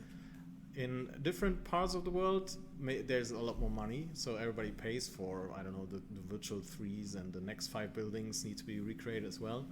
But when we looked at the market, the mid-sized German real estate, the hardest one that you can tackle, it needs to just quickly look as realistic as possible, and that's really, they're nitpicky, and it makes sense. And again, and fast as possible. Talk about the format. It was a Gaussian splat, which is exactly what you see, and it's the kind of most performant format at the moment of presenting kind of outside environments. And it's fairly new. That's why we were like, oh, we have an opportunity to combine this and in different ways in virtual worlds, because Super now smart. there is this format, now there is this cheaper pipeline. So, and it, as I said, just implementing the environment well from a scan makes sure that you have to do less work with the building and its realism. Yeah. Because if the whole environment would be also 3D rendered, trust me, it's going to be so much harder to create something that is photoreal. It's so much harder. And here, we just shot images, no post-processing, and in the end it was beautiful. You don't have to. Okay. Yeah, it is Gaussian splatting for us. That's the reason why we didn't dive into that further. We did it for industry clients. Again, corporates, again, a little bit more money available for these projects. So you can have the more complex, the more expensive versions of production. But now with Gaussian splatting, kind of like it opens up the door for so many new venues, so many new ways to kind of like bring it to the client in a cost-effective way that kind of like exactly serves the demand and desire they kind of like have. And really drill down. That's why we kind of like, it is a fairly new spin-off of our main product, a fairly new spin-off of the cooperation, but it is just because we are currently at the point where we actually can use it efficiently and kind of like provide a benefit and have a value proposition that we didn't have before, because it was just too complicated and too expensive. And for every developer out there, there's a quick hack. If you move your interfaces to the web, bring them out. If you move all your interfaces to the web, you can use language models to build prototypes extremely fast, build features really fast, iterate faster. It works with Unreal a little bit, but it doesn't work yet, because Unreal Engine is much more complex and nobody helps you with your Unreal-based interfaces and UX and whatever. So rethink the project a little bit. Try to have the Unreal one as a guided renderer for your problems, but if you move your logic and processing and visuals to the web, you can prototype faster, and you can have shout out to Claude, have a system that helps you to build prototypes faster, and when you get close to production, you have like something set out for you where everybody aligns with the vision, and then you just have to do the usual steps. Or even the workforce is a lot easier to get, right, for front end, and Unreal developers is finding Unreal experts with expertise in industry, because the technology, if you look from academic time frame, is like really young. So we're really far away from having enough experts that you can just find and hire in a global scale. So the more your technology is stretched out a little bit, the better. And a very silly example, but if you would do a 5,000 person event in an immersive space, how about you just open it up for 100 and do a live stream for the rest of them, right? Sometimes there are very simple solutions where you mitigate like high costs and everybody's like, why should we invest so much?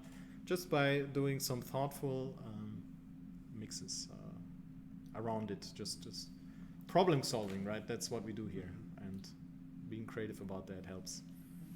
So now I want to go back to sort of the beginning of the presentation today, because I think that we've really glossed over some of the really important topics that you already touched upon, but maybe perhaps didn't go in depth enough.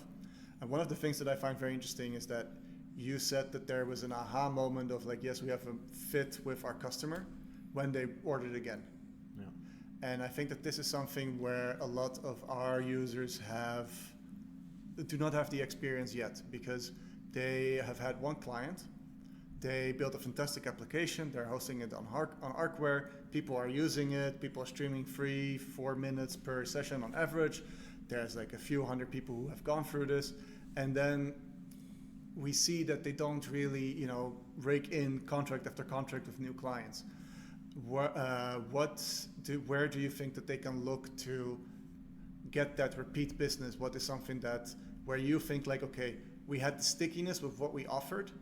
Because I feel like in the case that you only have one client, you managed to get one person convinced, which is easy for many things. And you essentially just sort of sold hours. Even if you build something differently, of course, you might have built it as a project, however you want it. But what can they do to have that stickiness? What did you do that's for them to come back, or for them to recommend you to someone else? Where do you think this repeat business, where they can find it?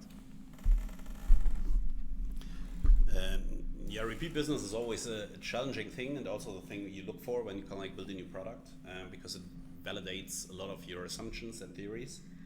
But yeah, it is so one of the things, as we already talked about it briefly, is really try to figure out what are the KPIs they kind of like see at the product. Are they the right ones that kind of like prove success?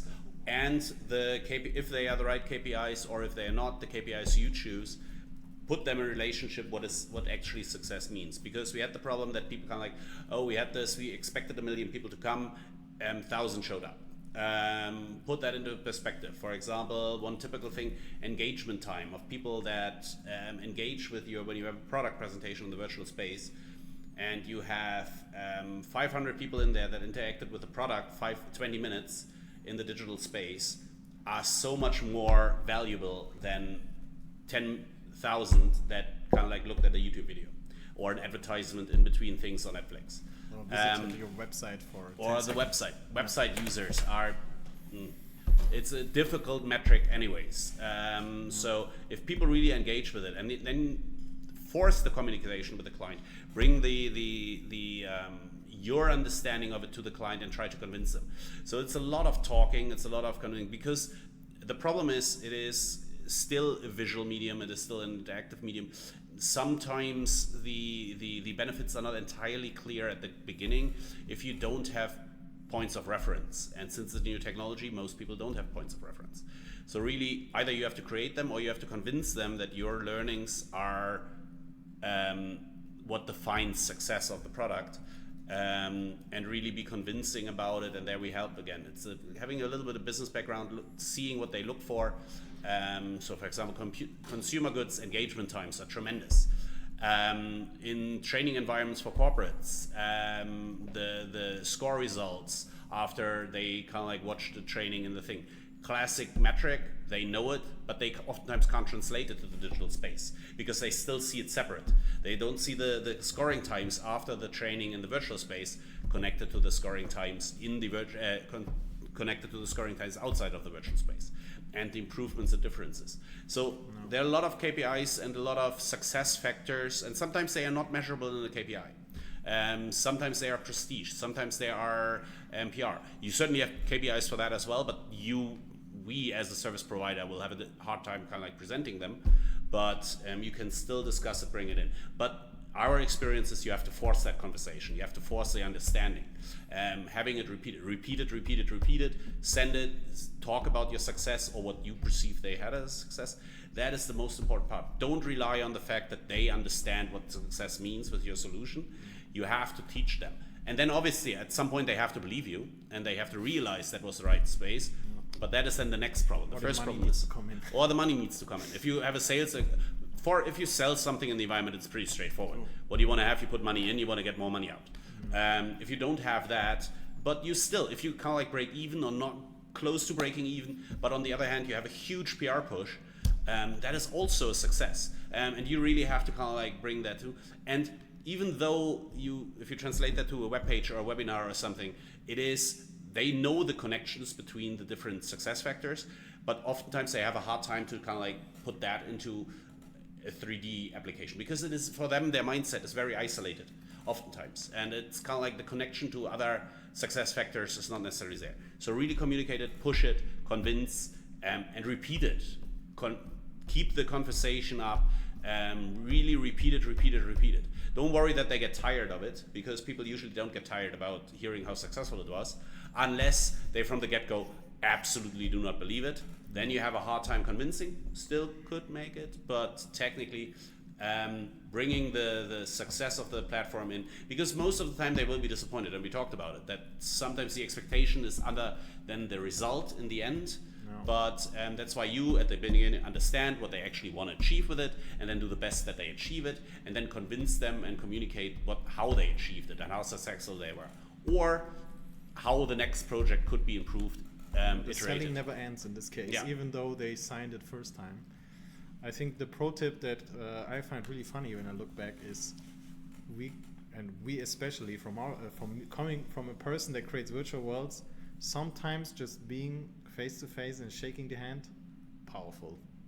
Don't forget that. Sometimes 10 million Teams calls will not replace you saying, I'm gonna take the risk, I'm gonna fly to whatever country, I'm gonna shake this person's hand to make sure whatever we did the first time, we're gonna continue. It is the way it is because it's people business in the end, so convincing and great relationship matters. And if you phrase your words correctly, don't fall into pitfalls, your jargons are not like too jabbling up, and you can able to translate what they need, I think you're going to be a great person they like talking to, and I think that's a great success factor. Yeah. So you have an emotional and an interactive product, so you have to kind of like connect on an emotional level, and that you only achieve that usually through a face-to-face, in-person meeting. Have a drink, have a coffee, have a tea, whatnot.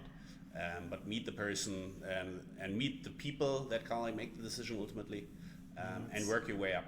And don't stay at one person. Have different arms and targets in a corporation if you target corporations. No. So then, actually, I want to bring you to. So there's one more question. There's one more question we actually need to answer. But I want to focus on some of the points, like bring a lot of the points that you just mentioned. Let's answer the question first, and then we go. No, we're going to do this first because I already started. Okay. So the thing is that you kept repeating the word repeat, and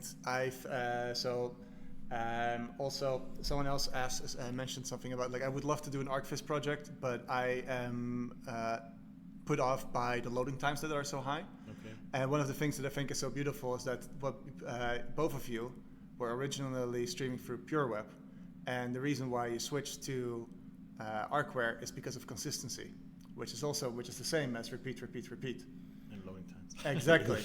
And so how I remember the story, and I'm sure you can tell it a lot better, is that basically you switched because during your sales calls and during the times that you send a link to the client, you had a difference in experience. So it might have actually been a great experience for you, loading times were fine, and then it was terrible for the customer.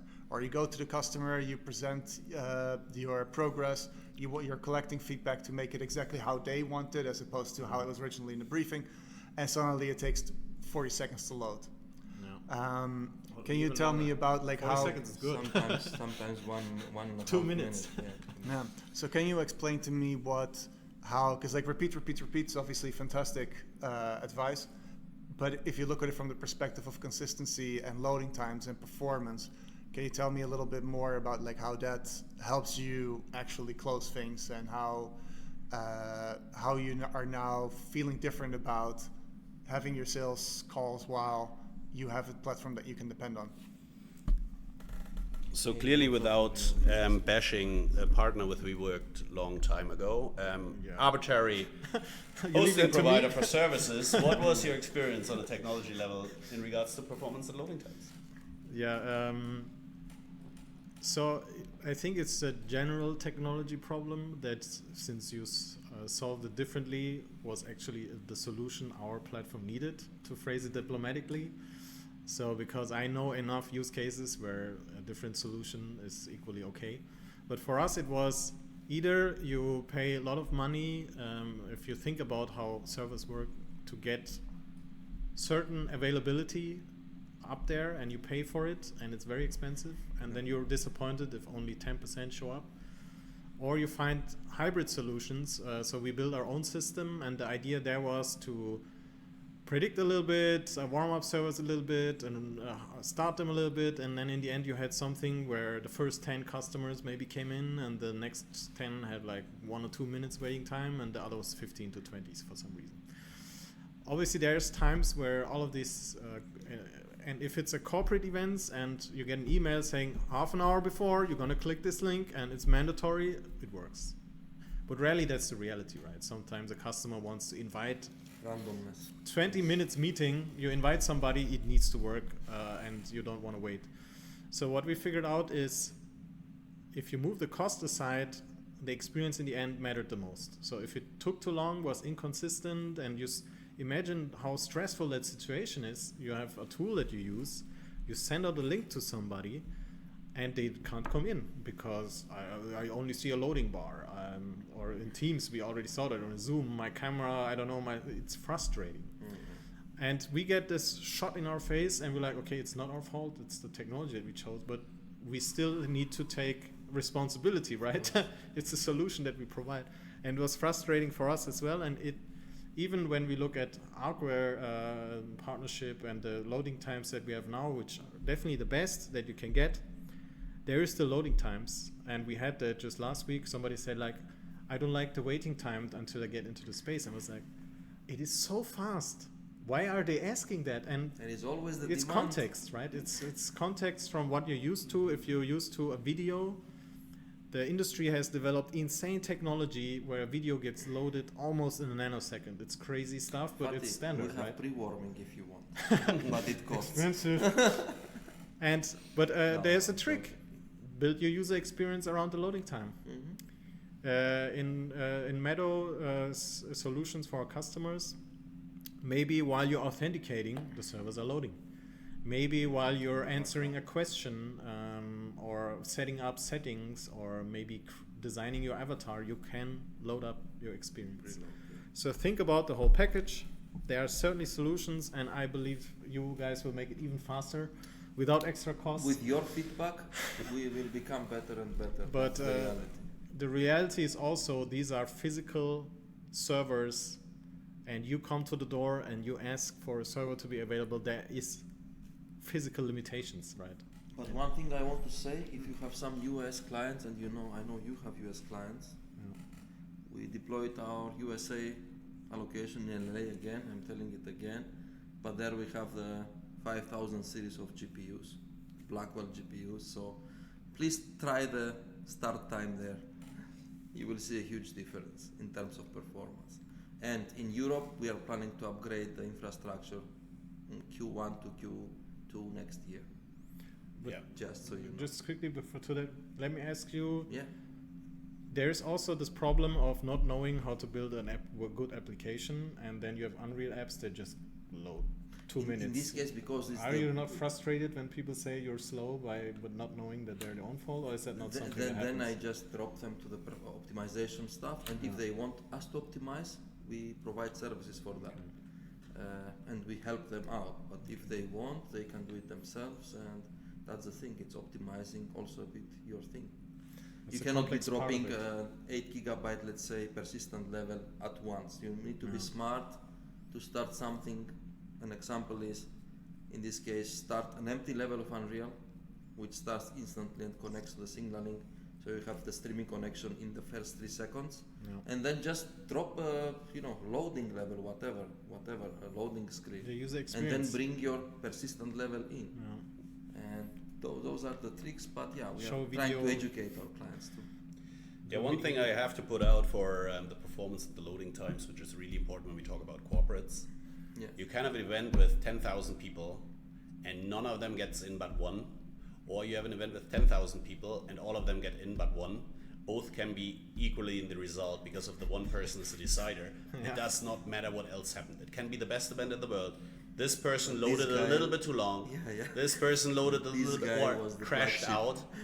It ruins your project. That was the decider, or that was the money giver, or that was the champion. All of a sudden, your credibility is gone because that person lost it. And if they are management in a corporate, they don't try again. If they try again, you're really lucky. But then you used up all the benefit of a doubt you had.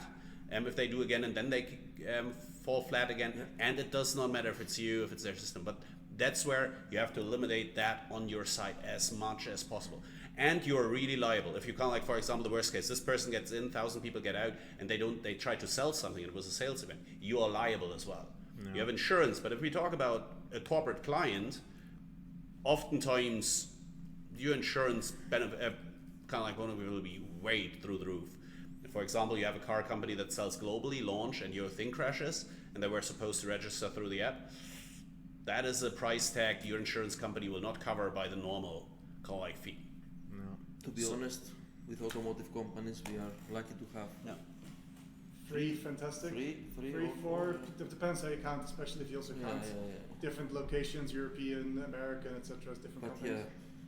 we were lucky to have 3 automotives onboarded already, which are really, really satisfied with whatever we provide, especially one from US and Europe. And but that's what you are telling is a reality. Like this one guy might be the black sheep, having the worst experience, and everything is broken apart. Yeah, there's just a little funny anecdote. Is today in the news was a very German headline as the Mercedes chef wasn't able to open the trunk of the Mercedes in front of the Prime Minister because physically. Oh, okay. Because and in the end they gave Even streaming. the reason was because the hostess locked it beforehand and they didn't check it. But in the end, it's an anecdote about the one moment where everything might be in order, but somebody is like grabbing the thing and it crashes. Goodbye. And the only thing to mitigate that is either by being very respectful to validating it well, which is something that makes the difference. And also, I think that's the most important one, is just plan for failure. It will crash, what do I do? And if you're prepared for that, it will be so much easier. And you will get around at least half of the incidents. Then we can go through a question that was asked a long time ago. Let's go. What about, I do not know this thing, Matterport? Yeah. Can you use pixel streaming as an API? That's the question. I think the point clouds, we had it for a long time ago because Matterport has a mix of point clouds and images and whatever. So there is ways to bring it together. The question is why? Because Matterport in the end is a combination of bubbles of images that you can jump between, and they use points to warp the image so it looks like a cool transition, but it's not a real 3D world. You can still generate if you use like this modern Gaussian splatting pipelines, and there's cameras now from vendors that similar to Matterport. You walk through your facility, you get a big data set, and they offer the tools and subscriptions to turn it into a 3D model or Gaussian splat.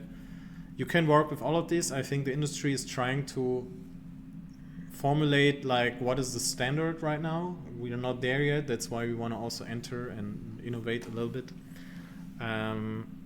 But I think at least with the raw data that this device captured, maybe you're able to do something. So with Matterport, what you can do is convert their own data to something like point cloud and generate. It will probably be not as great as just going through again. And it's just on top level. So better they stay where they are. They are doing great job, I would say. It's a use case. With compositing the. It's a use case 360s. question. So if that's enough to just, because the realism It's and enough. details because there you can measure stuff, it's totally fine. But if you need It's enough. virtual elements like collaboration, or you need storytelling, then that's the difference. Camera is off. That's like That's the why I checked. best way to end the stream, right? Can everyone still hear us? Definitely. If yes, send help. Yeah. Yes, okay. Go closer. Everyone good? Let's go closer. One camera left. All right. So this was also very much not expected that we would go on for so long. For content. Yeah. Yes. We are here for content. So then we have our answer to that. So then the last question is from Osita, and Osita would like to know what you use for your vegetation, because I said that you would, I believe that the last project that you showed was mostly Gaussian splatting, how you got all of your information. So then how do you get your vegetation, and how do you, when it's, yeah, that's the question. So the Gaussian splat will capture the nature that is around it, and we partially cut it away because Gaussian splats are static right now. Also a field that we want to work in and bring more dynamic elements to it, but right now that would mean you cut out most of the environment that is really close to your object, and then you place virtual vegetation in it. And we, in this case, looked at our library, said, oh, this is a German tree, it fits the coloring, and we did color grading and German tree. dragged it. And the cool thing is, It's a German quality. as long as the quality, it's a German quality, German engineering. German engineer tree, and as soon as you match the colors, It matches. it just works. It's crazy how the real world combined with a not so realistic 3D asset somehow turns out in a great package. So where did you find it in your library? As in, like, did you get it from the Fab Store, or? I mean, we are working in Unreal for 10 years, so our library is from German engineer trees to Quixel library to Unreal Engine store, which is why we also like to use the Unreal Engine. It has an insanely large ecosystem, a lot of free assets, a lot of great artists on the Fab store that provide collections of trees for not too expensive budget that you have to spend, and also Gaussian splatting works for that as well. If you find a tree that you also need in your project 20 times, walk around it with your smartphone camera or your drone. Let's say it's they are preserving this tree, but we need to replace the buildings around it. Then we would individually scan the tree and just place it multiple times back into the scene and have a realistic tree.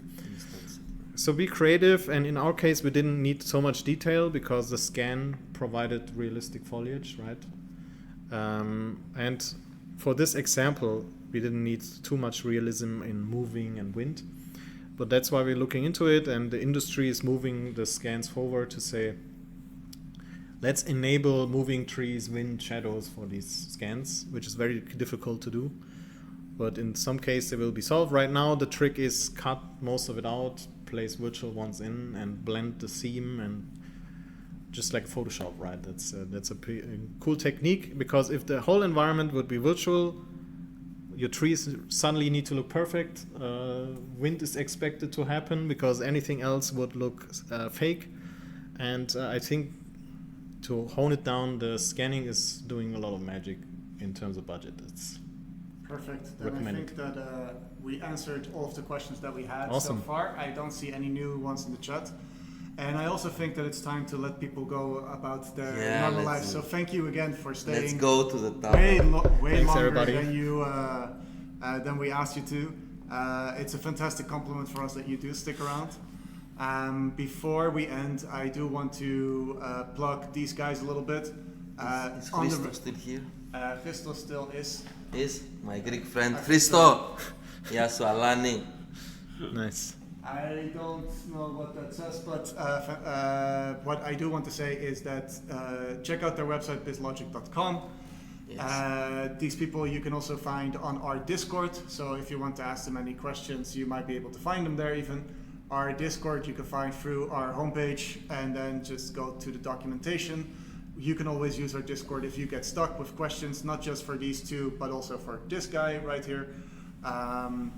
What we also need to mention is that we appreciate that you guys have been liking and sharing and commenting on our LinkedIn posts. Awesome. That really helps us spread the word. It's super important for us that more people get to know about this technology, and so we do that through social media, so thanks for helping out. We are also on Reddit. We have our subreddit called Pixel Streaming. Post your projects there, ask for feedback.